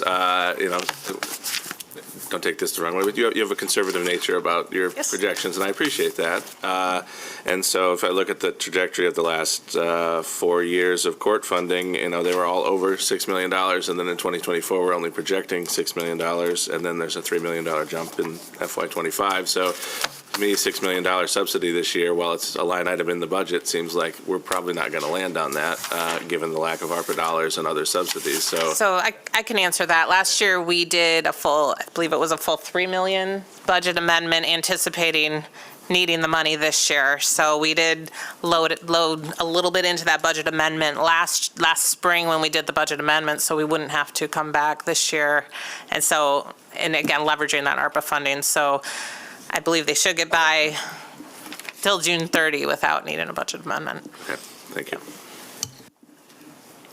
Let's go to Commissioner Knight and then Commissioner Isasi. Thank you. And Mayor, you actually asked some of the questions I think that were on my mind in part of that money that's being used or that we're receiving back, the subsidies from the opioid and even from the cannabis, how some of that we can be a little creative in how we fund some of the other projects that we're working on, specifically with the cure violence, because I know there's some struggle in there right now with funding that, and as well as some of our other mental health organizations that we have that are working on things with our unhoused population and our hot teams and those downtown. And then our mental health co-response is where I was going with that. And how else can we utilize some of those dollars? If you got $150,000 sitting there, somebody could use that money right now. Yeah. I'm thinking. Tanya raised her hand at the court. No, the courts get enough. Those are probably more statements than questions, but thank you for that. We need to reduce our subsidy to the court, city manager. Mayor, but in light of both of your comments, Commissioner Knight and yours, I think you're right. We have talked about that operationally. What we did during the pandemic, we started a lot of new initiatives that were unfunded, but we did it because we knew the current status required it. And so whether it was co-response, whether it was cure violence, whether it was some of our mental health outreach efforts, those were all done without existing funding. And so now I think you're both right. This could be a sustainable source of funding to sustain those operations moving forward. And we'll be looking at that, how to utilize those funds. Yeah, thanks. Commissioner? Thank you. Thanks for the overview. You said this is all I have. It was a lot, but I would say none of it is a surprise. I feel, pretty confident in the things that were shared. It feels good to get away from the continuation, but hoping that I'll be here for, another 4 years, and to see some of these numbers is, a challenging point to be in. The one thing that I didn't see, I would say, the opioid piece, the cannabis piece, obviously, the state has been in this one time. Not only did we get ARPA monies, but our budget was at how much? They had billions extra, right? Those things are not going to happen again, and I think that's just kind of reminding people the type of government that we are compared to what the state is able to offer. I've had some of those conversations as everyone is, looking for, additional funds for what they're doing. But one of the things that we talked about, I think it was probably in the fall, was really around some of the staffing overtime challenges that we had, particularly in the fire department. We haven't picked up that conversation again. And so just like we've, talking about the court pieces, that was something in my first year that I was privy to. But I'm really interested in some of these departments where we might be running that overtime, and what is that looking like? Because I'm not seeing that in this conversation, and I think I'd like to be able to pick that up sooner before we get into our budget process. So. Yeah, thank you for bringing that up. I know city manager and I have had conversations about that as well, and as we move forward with the budget and we approve a budget and we approve a budget for departments, the expectation is that those departments live within that budget and that they manage overtime to make sure that it doesn't exceed what was approved. So I think that will be an important part of the discussion for the budget process. And hopefully, that since we've added some additional positions, that won't be we won't have that same issue moving forward. So. Thank you. We'll talk a little bit about fire staffing in the public safety section. I know Ms. Claren referenced the 13 positions that were added earlier, correct? 13? Correct. And we'll talk a little bit about how that impacts operations and overtime. Yeah. Any other questions, comments? Commissioner Perdue and then Commissioner Robbins. Good morning again. Thank you so much. I think you have a great way of breaking down what can otherwise be really complicated, high-level topics around finances, and I hope that the public feels like they can access the information. So thank you for all your prep and your presentation. Appreciate a lot of the comments made thus far by my colleagues. Follow up to the 61st court discussions that you mentioned. Is the state involved in those conversations at all? Fiscal, I don't, not that I'm aware of. They're not directly with the Public Safety Committee, but I know that the courts and our lobbyist, Ms. Farrick, has been having that as one of our top priority issues in addressing state funding. Okay. Did you mean to say public safety, or did you mean to say the court committee? Court committee. There's a court committee, court liaison committee. Thank you. The other question I have really, as I look through all of the projects that we are using our bond rating, to leverage, whether it's for our own projects, parks, lighting, facilities, or others, kind of the partnership with DDA, as an example. We also know that we're in a housing crisis, and we hear a lot about the challenges around capital and getting projects off the ground. So has there been any discussion around utilizing bonding to support housing projects? Or is that something that we can talk more about? Good. Do you want to? Yeah, I can answer. Yeah, a couple of things. One, I think there's been discussion around, another revenue source around a millage for specifically that purpose.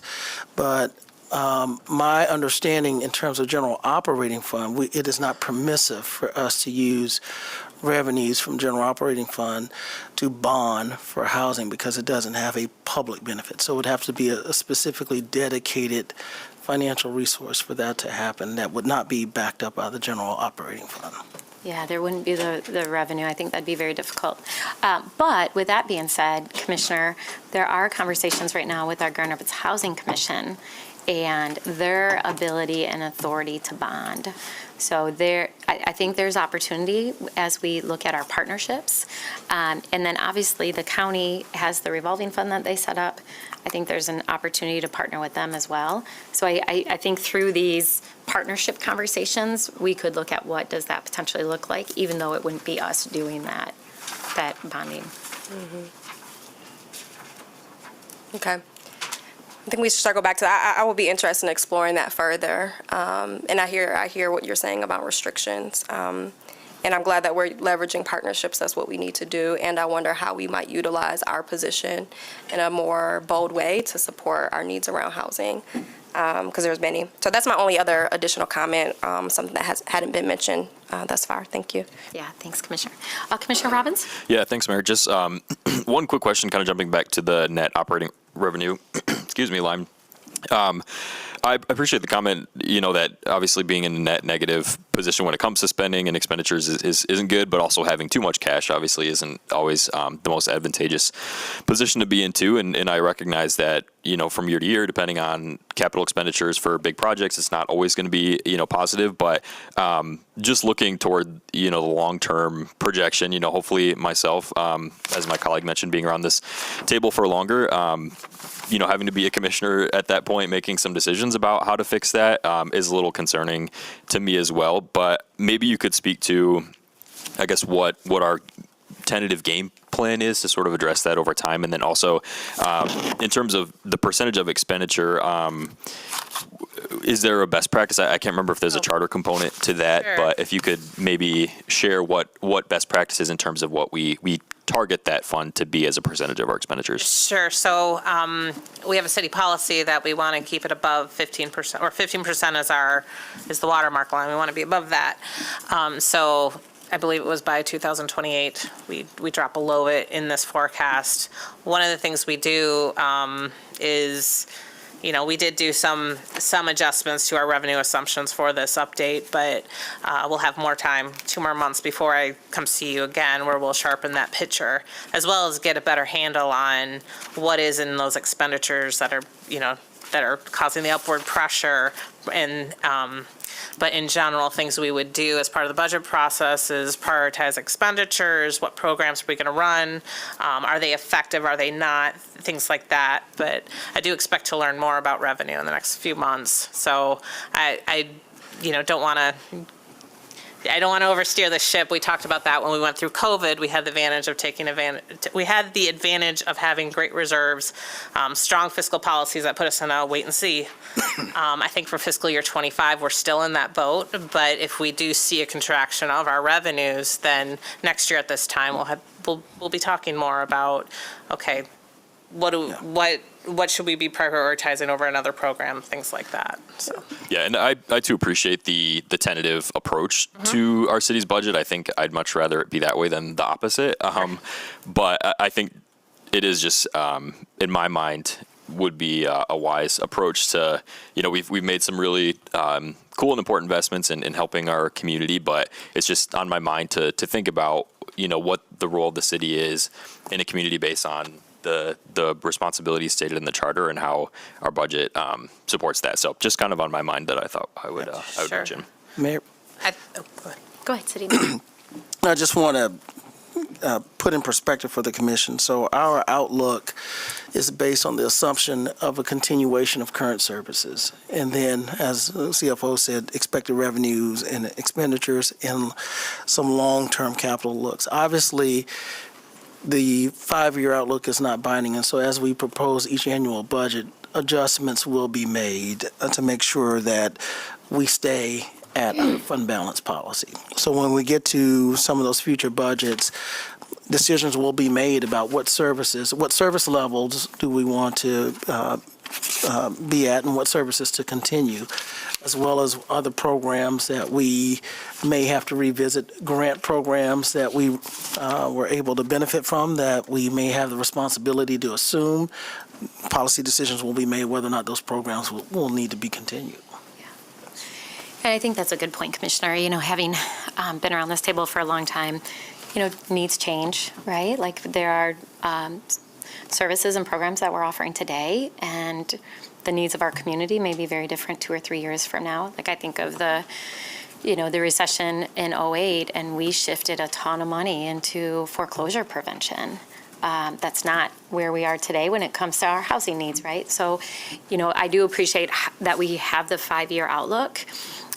But having an annual budget gives us an opportunity to pivot as needed and to reassess, you know. Some of the programs and things that we needed during COVID, that may not be the greatest need a year from now.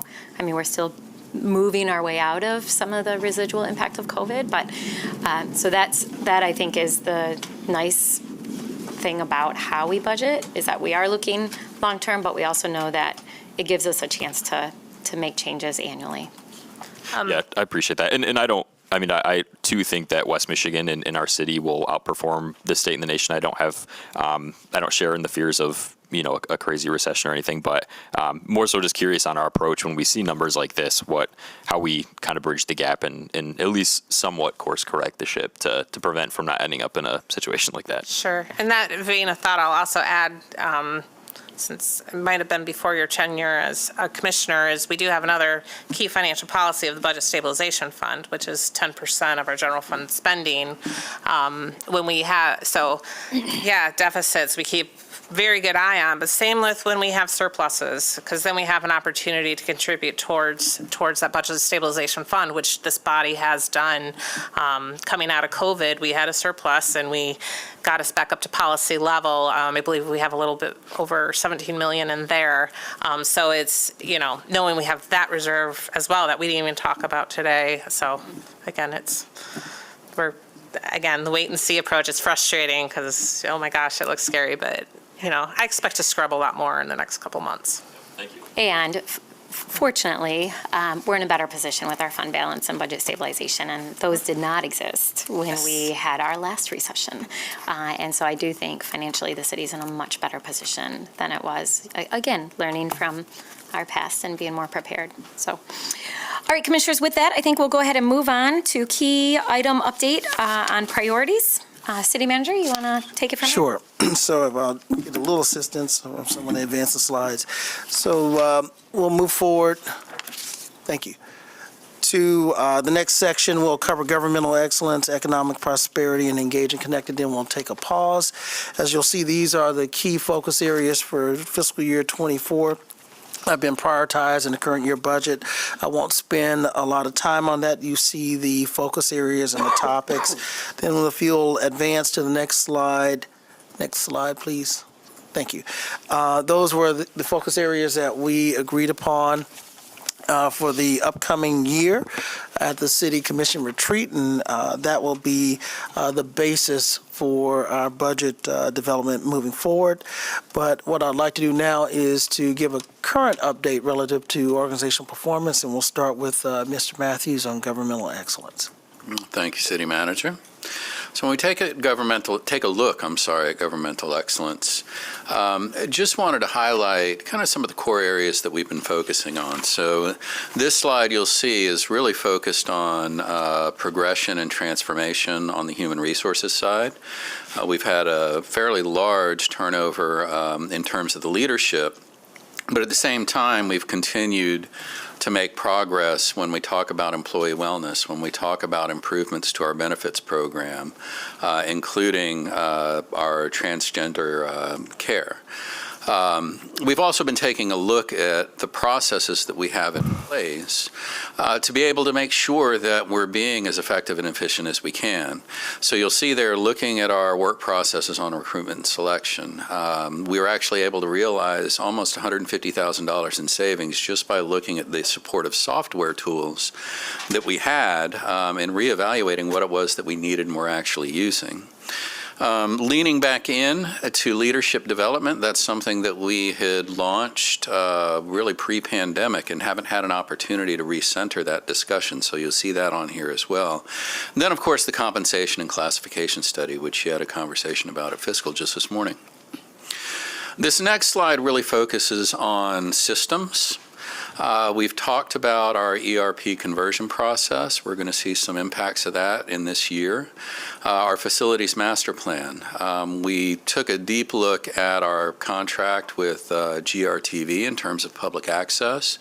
We really wanted to make sure that the outcomes that they were focused on in reporting were focused around equitable outcomes. And we're able to save almost $200,000 in the process. Hiring a grants coordinator. Improving our special events permit process, streamlining that using existing electronic tools, updating legislative priorities, as well as continuing to focus on cybersecurity readiness. That's a program that we launched probably about 4 years ago, and we've seen incredible improvements in that regard. So when we look at our measures, you'll see a lot of these are still being measured, so we don't have anything to report at this time, but the ones that we do have to report are generally positive. If you look at the continued growth of use of our online payment programs, when you look at the amount of funding that we're putting towards projects that advance equity. When you look at our municipal equality index score, all of those things continue to trend in a positive direction due to the investments and the changes that we've made over time. So the last thing that I wanted to note, borrowing from Ms. Claren, we've got a few buckets here. These are the things that are really our focus going into the remainder of this year and into 25. One is the big capital projects that we've talked about, continuing and wrapping up some of the enterprise-wide initiatives that are on our horizon. Really, again, leaning into transformation of human resources, including examining how collective bargaining factors into that in FY25. Then the last one is continued investment, refinement of our processes, and our training around customer service. This last slide, I'm not going to walk through this point by point. It's really for demonstration purposes. I've got to give credit to the entire team between engineering, economic development, facilities, Mr. James Hurt on the public services side for the work that they've done to fit this jigsaw puzzle together in terms of where we're locating people presently, where we're locating people short-term, and where we're going to be locating people over the longer term in light of the redevelopment at 1120, or I'm sorry, not at 1120, I don't make anybody nervous out there. Redevelopment at 201 Market. So you can refer to that if you have any questions. We've got lots of answers at this point. At this point, I'm going to hand it over to Ms. Barron. She's going to talk about economic prosperity and affordability. Thank you. Clicker.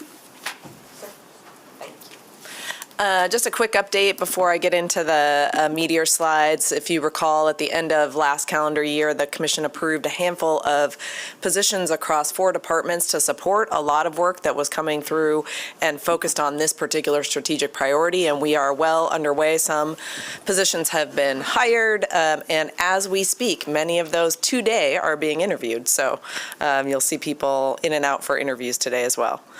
This slide really focuses on our efforts with respect to economic development, new projects, new housing units, that sort of development-centered, growth-centered sort of programming that we support across many of our departments, in addition to entrepreneurship and workforce efforts. So you'll see that we were able to leverage a lot of our tax increment opportunities to support a lot of private investment in the city of Grand Rapids so far this fiscal year, including our first transformational brownfield plan at Factory Yards, and a number of initiatives to continue to grow in the construction side of things and the development side of things, including some programs that we're excited to focus on related to smaller scale private developers that we hope will help with some of our infill housing needs as well. And then this slide tends to focus more on the sort of direct support that we may provide, again, clustered around housing and economic stability. So you'll see here a lot of the outcomes that we have been able to accomplish with a lot of our grants that are administered through our community development department, as well as their programs around inspection and programming to make housing accessible, whether that's eviction prevention or literal accessibility improvements, or some education around housing and fair housing for folks to know what is and is not appropriate. On the metric side of things, as Mr. Matthews said, since we are doing a mid-year performance review for you, a lot of these are in blue, so we'll see at the end of the year how we really come out. But I did want to flag a couple things for you here that are either things we're watching or things that we know we need to address. So you'll see that we are not yet meeting the inclusion plan commitment goal of 15% of spending under those leverage projects being with MLBEs. And we had talked about that when our Office of Economic Development and OEE reported out on some of the capacity issues that we're seeing there. So we have some programs supporting a lot of partners in the community that are working on both workforce and scaling up small business owners here to meet demand in the construction industry in particular, and we're hoping that that will have some payoffs. I do want to focus on some good news here as well with respect to our goals around housing. So if you drop down to measure 4.1, you'll see we're in green there for the first time on the number of dwelling units that we met our goal. Now we know that there is more work to be done there, but happy to see that some of that potential in the housing market is coming back. Looking ahead to fiscal year 2025, we'll continue to work on a number of things that are trickling down to our level due to changes at the state level. So we expect to engage the commission in policy conversations both about the local land bank and about changes to pilot in the next coming months. We're also continuing to work with our partners through both emergency homelessness response and at the Housing Kent level about ways to improve the system. So both for unit production and for stability for individuals, again, with respect to housing. Beating the drum here of significant capital transformational projects. We will still be in the thick of that in the next couple years, so particularly around the river. We've really made great progress with our partners at the state level on the design of the Lower Reach project and expect some work to be starting this year on that project. And of course, all of the adjacent projects will really bring home the transformation, I think, for the community. We're continuing with our Grow 1000 program as well. That's been very successful, and every year you know and see us sort of adapting and learning and making program changes to improve that. And so with that theme, you'll see something new in fiscal year 2025 as well. So with that, I'm going to turn it back to Mr. Matthews. Thank you. So speaking of engaged and connected communities, we'll see here some of the additional engagement and activities that the Grand Rapids Police Department has leaned into. You'll learn more about that when we talk about public safety as well, but including them in our conversations around our Welcome Plan collaborative has been important. Continuing testing and piloting our equity and engagement racial equity toolkit. So we anticipate releasing that in this calendar year. While we didn't have the kind of growth that we'd like to see, we have increased our registered MLBEs over the first portion of this fiscal year. We've also seen increased interest from the construction side of the business, which is encouraged and given some of the capital investments that we have on the horizon. You'll see here also our continued investments through Neighborhood Match Fund, as well as the net impact of some of the investments through the Economic Development Inclusion Plan. This next slide you'll see when we talk about our community engagement process, we're committed to deliver our community engagement framework this calendar year, fiscal year 25, it'll probably be in the fall. We've launched our National Community Survey, which is a biannual survey that we do to measure our city services, sense of community within the city of Grand Rapids. Continued improvements to things like our FOIA processes, continued investments in some of the areas that we've said are important in terms of both marketing, communications, and engagement. In fact, investment in that online engagement portal, I think, came forward at Fiscal just this morning. When we look at our measures, we've had a lot of conversations over the last calendar year in regards to 311, recognizing some of the demands and some of the staffing issues that we've had. You'll see in that first measure that those continue to trend in a positive direction, and I've got another slide just after this to talk a little bit more about that. Look at the number of people that have been engaged. If you look at the ratio of BIPOC members of our various boards and commissions relative to the city as a whole, all those numbers are headed in the right direction as well. So when we talk about customer service and we talk about specifically the 311 call center, and this is something I think we talked about a couple of years ago in relation to customer service, there's a direct proportionality between our ability to answer calls, the timeliness of answering those calls, and the staffing levels within the department. And that's reflected here. When you look at those graphs, they tend to run in the opposite direction. When we have staffing challenges, they run in a positive direction when we don't. We've made some changes over the last year. That includes staffing above authorization. That includes adding another supervisory position to create additional career ladders and keep people within the department. And they've been pretty stable lately, and that's reflected in these numbers. So looking ahead, some of the areas that we're really focusing on, one is the coordination of efforts. So that's things like creating a citywide marketing communication strategy, our community engagement framework, our racial equity toolkit. Those are all designed to really set the way that we operate as an organization. Continued focus on transparency and accessibility. That includes the online engagement portal. It includes having a public discussion about the results of our surveys. One of the other things I would say is it includes looking at our other systems and finding ways that we can make information more readily available and searchable to the public. We want to continue to really lean in on MLBE engagement, especially given the capital projects that we have on the horizon, and then continue to refine what it is that we're doing through oversight and public accountability in terms of the ease of access for the community to engage with that department. And I'm afraid you're stuck with me for one more. We're going to talk about health and environment. Here, this first slide is focused on some of the infrastructure and sustainability investments that we've been able to make over the... Yes, sir. Let me just check and see. Do you want to pause or run through the health and environment section? Say let's run through that. Okay. Okay. So this slide is really focused on our sustainability investments. I'm happy to say we had 16 responsive proposals to the first phase on Butterworth Solar. Of that, we've reduced it down to 11 that we're actually going to get additional feedback from and workshop with them to talk about the project that is most feasible and likely to be able to move forward, and in what order. We may find that Butterworth ends up being a series of projects as opposed to one giant project, but we want to engage the developers in that conversation.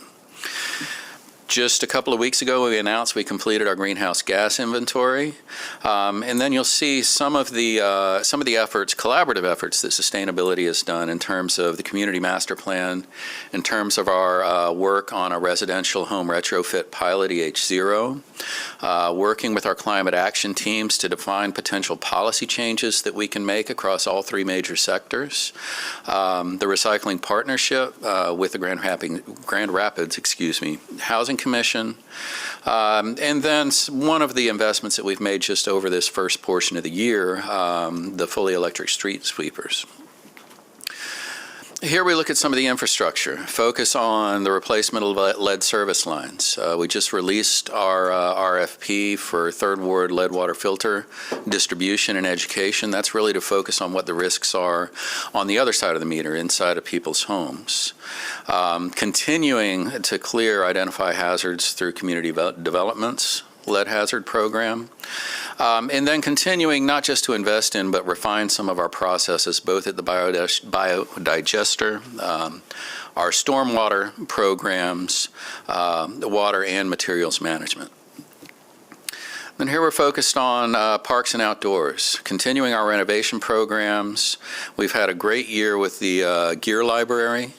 And then we've really started to look at how we can refine our staffing model when it comes to the homeless outreach team. I talked earlier about our notice of intent to apply for opioid settlement funds and how we intend to use those, and then continuing investments in things like our brownfield revolving fund. Here you'll see some of the measures. Again, there's a number that we're still measuring. The ones that we have solid measures on, we're still moving in a positive direction. Looking forward, continuing to lean in on climate change, energy, and carbon reduction. Parks and forestry investments, we made a commitment a year ago to clear our backlog when it comes to priority tree pruning and the health of the tree canopy. Water, wastewater, and refuse. One of the big things that we'll be talking about in the remainder of this year is our business strategy when it comes to refuse and recycling based on our operational analysis as well as our rate study. And then the last one is hopefully getting some clarity in terms of wildlife management. We have a number of partners engaged in that discussion right now. And by the end of this fiscal year, we're hopeful that we'll have a path forward. And at this point, I'll hand it back to Ms. Behrens. Let's pause here, Mayor, see if there are any questions.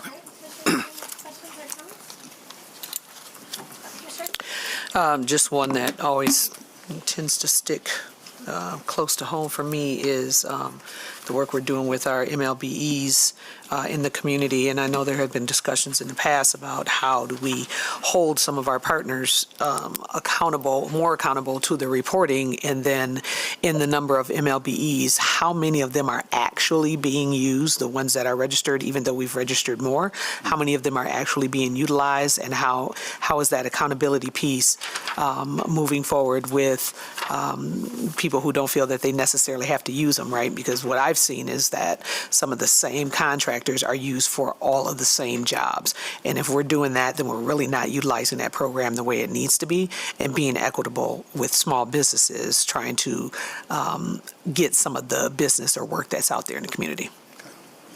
Well, I don't have the numbers right offhand, but that's something that we can pull to get a better sense on the utilization, unless Mr. Davis has. Okay.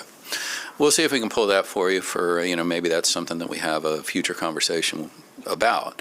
I can say that one of the things that I had been working with the department on over the last year is coming up with a system that can help not only streamline the process so make it less burdensome on the participants, but also streamline the communications so that participants have a more active awareness of the opportunities that are out there. So that's something else that hopefully maybe we can make part of that same discussion. For all the sections that we went through? That's okay? Or which, okay. Yep, anything we've covered Okay. on So far. Thanks. Under the governmental excellence, I just wanted to highlight the, yes, today we talked about that process going down for the comp studies, so I'm glad to see that reduction of time as we continue to have different positions come to us. I am interested to pick back up the recruitment and selection conversation, because I think we've had some very, very different opinions about sort of where that process lies, the time frame, the time to fill, when we look at public safety roles compared to other roles. So I'm anxious to bring that conversation back up and to meet our new HR director in person. For the Community Media Center, Mr. Matthews, you said there was $180,000 of annual savings. Could you share more about what that represented or what was? Well, this dates back really a few years. Taking a look at the original contracts for the Community Media Center that really hadn't been updated since the mid-'80s when they were created, and taking a look at the deliverables from the Community Media Center, we went through a process of looking at performance, but also looking at comparables across the country for similar services. Found that we were spending notably more on that service than our comparable peers. Okay. So that when we went out, and this was the first time that we actually went out for a competitive bid to provide public access services, we put a fixed amount based on what we knew, rather than putting an open call and inviting folks to tell us how much it was going to cost. And the Community Media Center agreed to that fixed amount, agreed to the additional deliverables, not only the deliverables, but the performance measures that we asked for. And I think we've got a much stronger relationship and an understanding of what each party is responsible for as a result. Okay. I just wanted to make sure because I wasn't quite sure where that came from. And then just wanted to say, Ms. Barron's on the economic development side, I think there's been a lot of great wins on that space. So I just want to see, I think Jono's in the back. Thanks, Jono, for you and your team's hard work on a number of things. And also great to hear about the positions being filled. I'm really happy to see that. And, I think the next thing in front of us is all these zoning changes. And I would say my inbox is filled with people who feel that we're moving too fast, even though I think this was something that I expected to vote on in my first year in 2020. I think Commissioner Ruth Kelly said be prepared, and people who feel like we're not going far enough for the challenges that face us. And so I am prepared to be able to take those up and look forward to those conversations in March. I think it is not the only thing, but it's a number of things that we need to do and look forward to continued conversation. So I just want to put that out there because I think that's probably outside of speeding, it's one of the other big things in my inbox lately. And, some of them are, like I said, it's it's varying opinions, and then there's probably something in the middle. So I'll look forward to that process, and it's part of the important work that I think that we need to do as a city. I did want to follow up, though, and I don't know if this falls under your first section, you guys were playing ping pong back and forth, is for the economic development. At one point, we were going to use ARPA funds for a revolving loan fund that we were maybe going to do. This was like when Mr. Gracio was still here. Then we said, no, we're going to shift that money to support entrepreneurs, MLBEs, who are doing work associated with river development.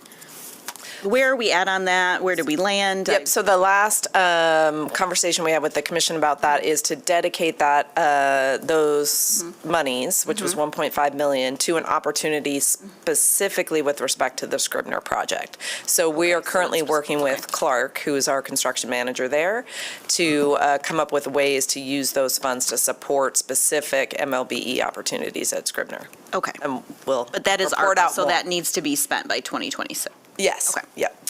All right, so that's great. Thanks for reminding me that.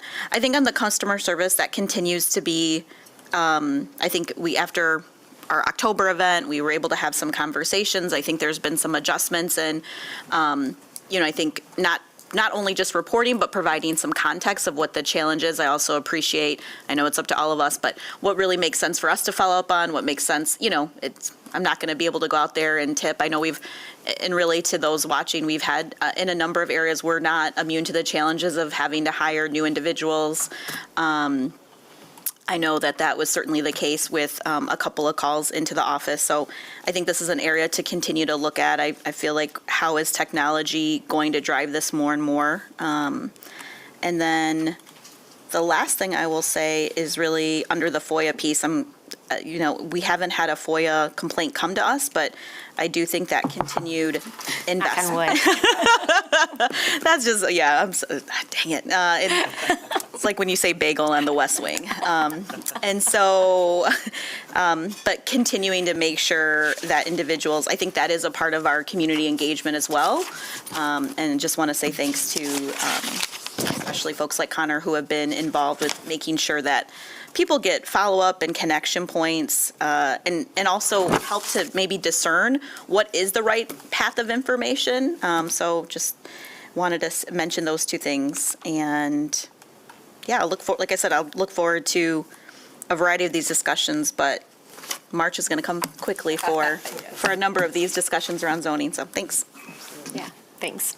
Commissioners, other questions or comments? Commissioner O'Connor? Yeah, thank you, Mayor. Just as it relates to the economic prosperity and affordability section, in the key topics was the Affordable Housing Fund was mentioned, and there was no really information about that.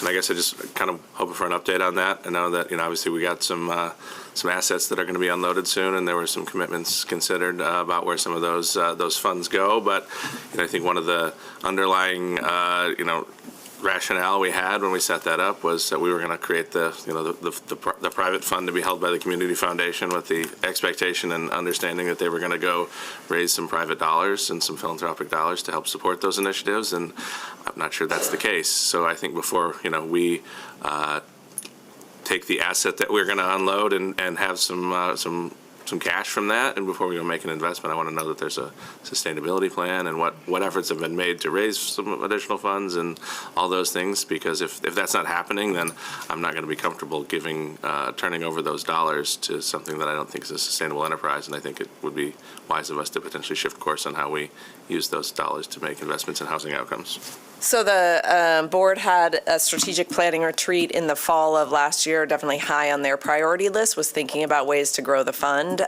We're currently working with our outside consultant to figure out a way to kind of tee up a series of conversations with the board in order to develop that plan. So conversation with the community foundation, conversation with the county about their revolving loan fund and how our funds, as that fund grows, could play into that, and how to then hit the philanthropic community with how that fund could come in with the revolving loan fund. Also conversation with banking institutions to understand what funds they may have available. So a high priority for the board. Do we have a plan to give you? Not yet, but that is work that is underway. Great, thank you. All right, Commissioner Robbins? Yeah, just super quick, I'll add, I'm encouraged to see the turnout for the RFQ process for Butterworth. I guess I didn't know how many to expect, but I wasn't expecting 16. So just encouraged by that and looking forward to hear more about what those consist of and what the possibilities are for that site. Yeah, I agree. All right, other questions? Mayor, Okay, City Manager? just for clarification, regarding the Affordable Housing Fund, as a update, about $5 million has been already allocated out of the fund, and there's about another $1.5 million left. Is that accurate, Ms. Barron? Yes, that is about right, yes. That's about right. And as I recall, with the $1.5 million, we specifically spoke to the Affordable Housing Fund Board about are there opportunities to invest in other services versus housing? And I think the board overwhelmingly supported the investment in housing with those funds and not services in terms of future use. Is that accurate? Yes. Okay. Okay. Go ahead, Commissioner.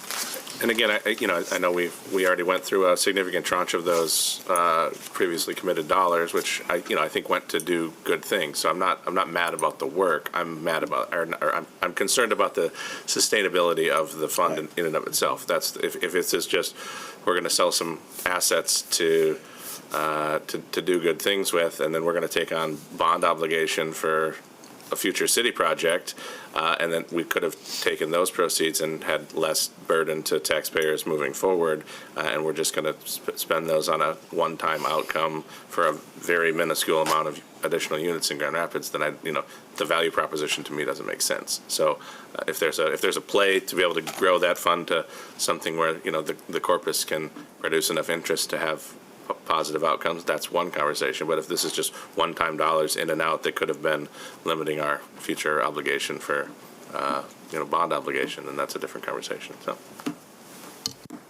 All right. I think we're going to move on. I'm going to try to keep us going because we do have executive session and then appointments committee. They are back in here at 1 o'clock, and I want to make sure they have some time to get something to eat in between because they have a long afternoon. So, City Manager, I'm going to ask us to move forward with this section. And I'll probably wait until we're finished to open it up for any additional questions. All right, we only have two left, mobility and public safety, so. Yep, so mobility here kind of consolidated it all down into one slide in terms of both how we're managing the capital asset of on and off-street parking, as well as our operational highlights. I will call your attention to the car share vendor contract. The next critical path item on that is installation of charging stations, which we are hoping, weather dependent, will be completed in May, and that should sync up to when the fleet is also available for use. Probably the most exciting thing, in my opinion, on the capital side was the accessibility improvements here at Government Center. With respect to metrics, again, continuing to monitor a lot of these things, and we'll have a more thorough red and green assessment at the end of the fiscal year, but do want to call your attention into the safety metrics there at the top of the bar. You will see that we are mostly measuring those. We're quantifying accidents by their nature, but we do have a target of reducing that 10% each year. So while you'll see the raw number of serious accidents going down every year, which is a good thing, you'll see we're still in red there because we aren't seeing a 10% a year reduction. We are a Vision Zero community, which means we really do want to get that to zero. And as I know that you know, it's easier to have higher level reductions at the beginning, and then it's kind of you're in your really tough situations to try to continue to reduce, but we still focus on safety as the main priority for our entire network. I also want to call your attention to the dash ridership number. You'll see that that went down for the period that we're measuring there. I do want to remind you, we think some of that may be because of the route changes that were made right at the end of the fiscal year 23. And our partner at the Rapid was unable to staff up to a level that got us to full service hours on those route changes until just this January. So we are hoping to see those numbers go back up now that we are fully able to run the schedule that we anticipated, and there will be a marketing campaign starting as well. Finally, I don't want anyone to be surprised when we do the full report out at the end of the fiscal year. You'll see our good and fair rating numbers are going down. We think there are a couple things behind that. One was that we slowed down some of our work in order to better coordinate with the lead service line replacement. So that did mean just the quantity of projects we were doing was less than we'd seen in prior years. We do have a plan to bring to you in fiscal year 25 to do a little catch up there. There was also some change, we believe, in the way the measurement was done, and we are continuing to explore that with GVSU to understand how that might play into some of these numbers. So more to come on that, but certainly wanted you to be aware. A little bit more on roundabouts and bike lanes, one of our favorite topics, and I won't spend too much time on this, but do want to call your attention to kind of the pre and post Vital Streets work that we've done with respect to roundabouts. There are roundabouts and neighborhood traffic circles. Roundabouts are really more around traffic flow and emissions reduction, so that's where an intersection where we might traditionally see a red, yellow, green light and people stopped and idling. A roundabout will help with some of the same flow, but less idling. So there's multiple objectives there. Neighborhood traffic circle is more of a calming, traffic calming, speed reduction, safety increasing toolkit. People's minds can differ about how effective some of those are and how navigable some of them are. I will remind you that they are to reduce speeds. So we continue to see some benefits from those. Bike lanes, we've installed 112 miles of bike lanes to date, and just a graphic there of, we are very opportunistic about when we install those, so we try to sync that work up with other projects in the same corridor, but we do plan the type of facility we're looking for. So we do have a plan that calls for commuter facilities in certain locations, which drives a level of improvement versus just some different kinds of facilities that are less separated, can handle less volume of bike commuter traffic and those kinds of things. So we plan the type of facility. We're opportunistic about the timing of installing them. And then just looking ahead to fiscal year 2025, we continue to work with the Mobile GR Commission on parking rate competitiveness. So that group has done some work with our staff and come up with a set of principles and a framework around how to think about parking rates and competitiveness and fiscal responsibility so that we are maintaining those assets both on and off street. There's kind of a 5-year approach that we'll start implementing, and you'll see more detail about that in for the fiscal year 25 budget discussion. And with that, I will turn it over to the city manager, but I will just let me know when you want this, sir? Okay. That's fine. Okay. All right. Thank you, Ms. Behrens. And just real quickly, I know we had a lot of community conversations around bike safety and pedestrian safety. And so in those metrics, you saw the number of fatalities, and there were multiple that were reported when citizens came forward, and that may be happening in the metropolitan area, but within our city, there was only one bike fatality. Not one is too many, but there was one in fiscal year 24, one in 23, and one, I think, the previous year. But I can't recall the number, but there were multiple numbers that were reported by community groups, and that may be in the metropolitan area, but not in the city proper. So if we continue with safety, we have our chiefs here as well as our director of OPA, Mr. Davis, to answer any questions if there might be some. But I'll give an overview of some of the work that the departments have been done, as well as some contributions from code compliance, and I see Ms. Bohatch is here today. So relative to some of the selected accomplishments, the police department continues to innovate and will be moving forward with transparency that allows them to have more real-time accurate crime reporting. You see the deployment of the UAS, the staffed aerial crafts that have been deployed with 8 so far, and 18 people who have been trained to operate those. The police department, I've heard the comment earlier around the FOIA processing and staffing is occurring both with the FOIA positions as well as the additional staffing. And the department continues to make progress on their hiring of regular sworn officers. Year to date, almost 290. If you include the latest class in there, the chief is also has another group of transfers that will be onboarding hopefully in the future. With our co-response model, we continue to get, this is one of the areas that we'd love to see more expansion of, because there are a lot of positive results. Of the 1,600 calls, you'll see over half of those have resulted in diversions, whether diversions to the emergency room or the jail, and that continues to be, I think, a successful program. As talking to the chief, one of the challenges is while the officers are working 3 shifts, we have been challenged to find people who are non-sworn to co-respond to them, with them consistently on some of the second and particularly third shift. So it's not that we don't want to expand, it's about, as we talked about earlier with staffing, being able to find those resources with our mental health partner.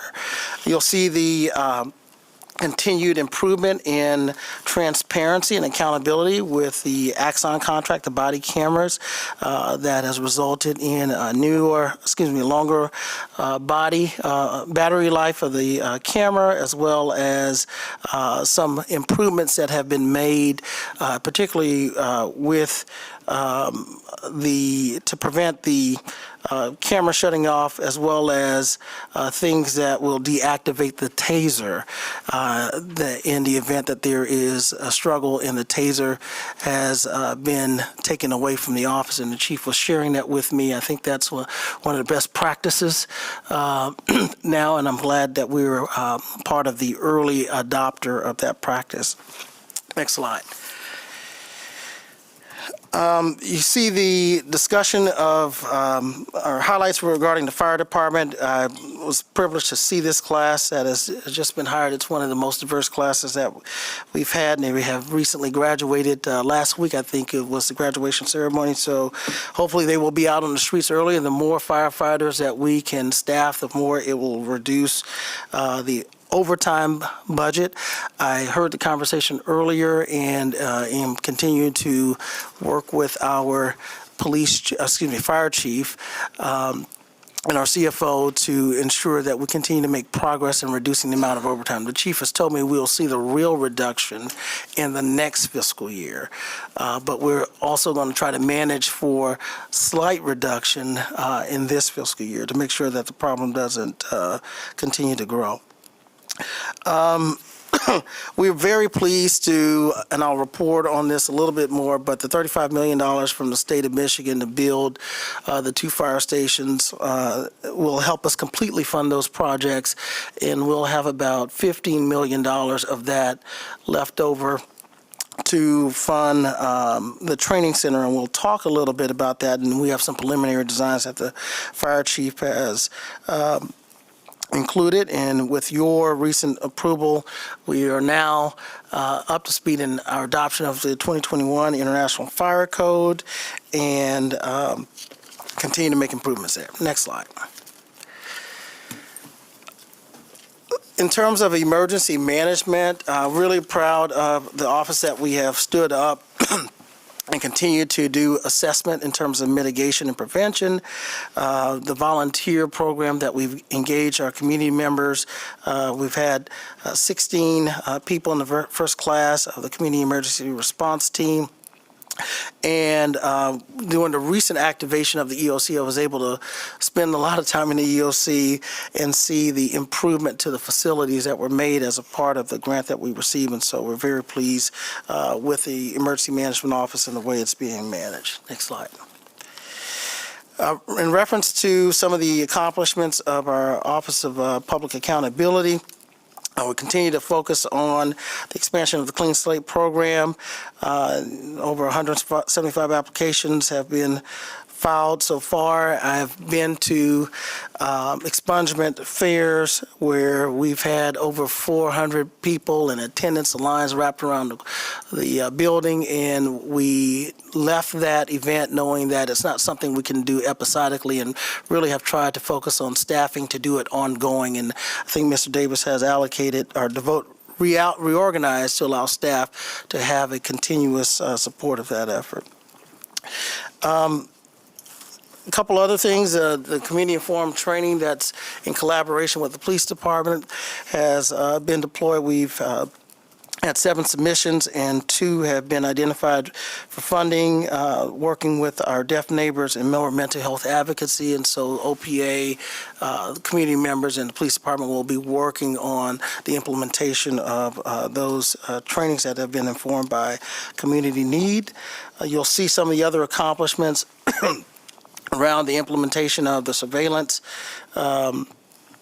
policy, and we anticipate a report that will come forward in either March or April. I know we canceled the Public Safety Committee, so we'll have to figure out where on the agenda, given the budget and process and everything else that's going on, when we might best highlight that report.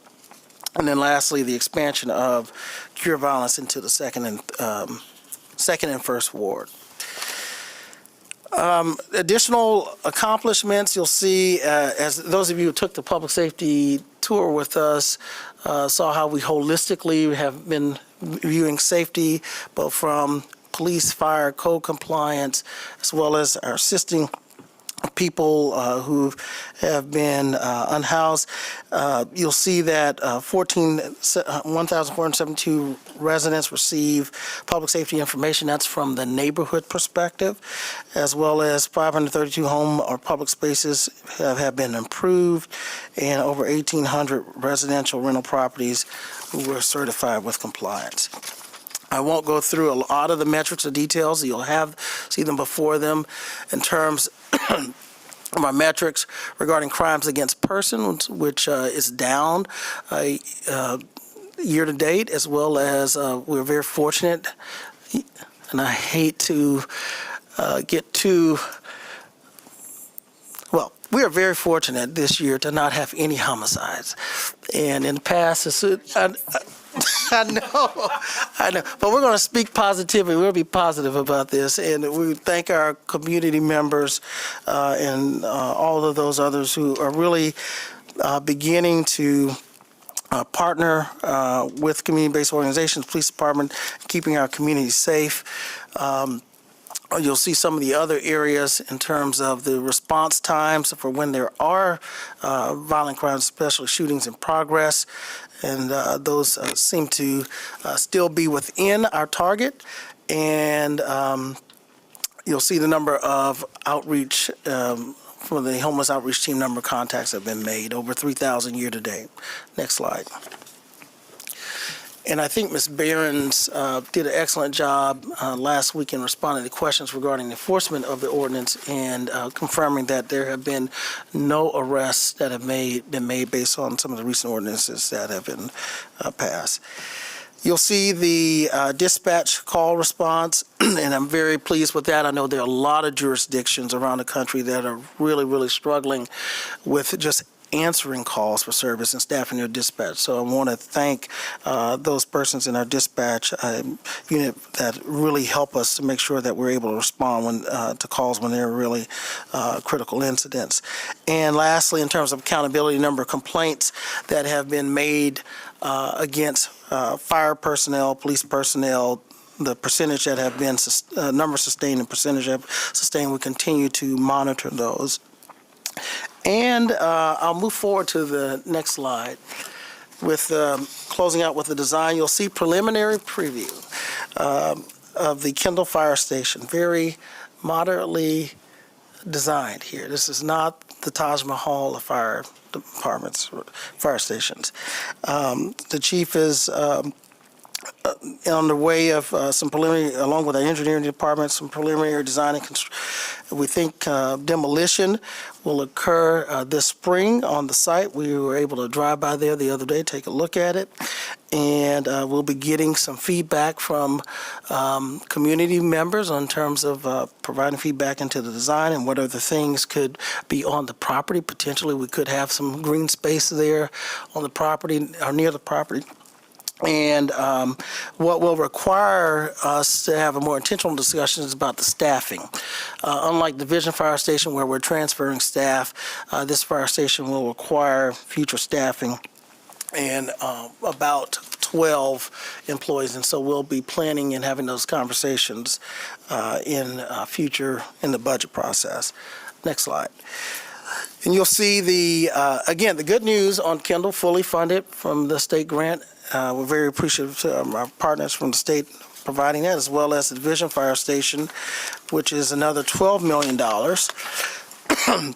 which will be paid by the grant. That would allow us to likewise start the demolition on the site in the winter and construction in spring 2025. Again, we don't anticipate any personnel costs because we're relocating staffing.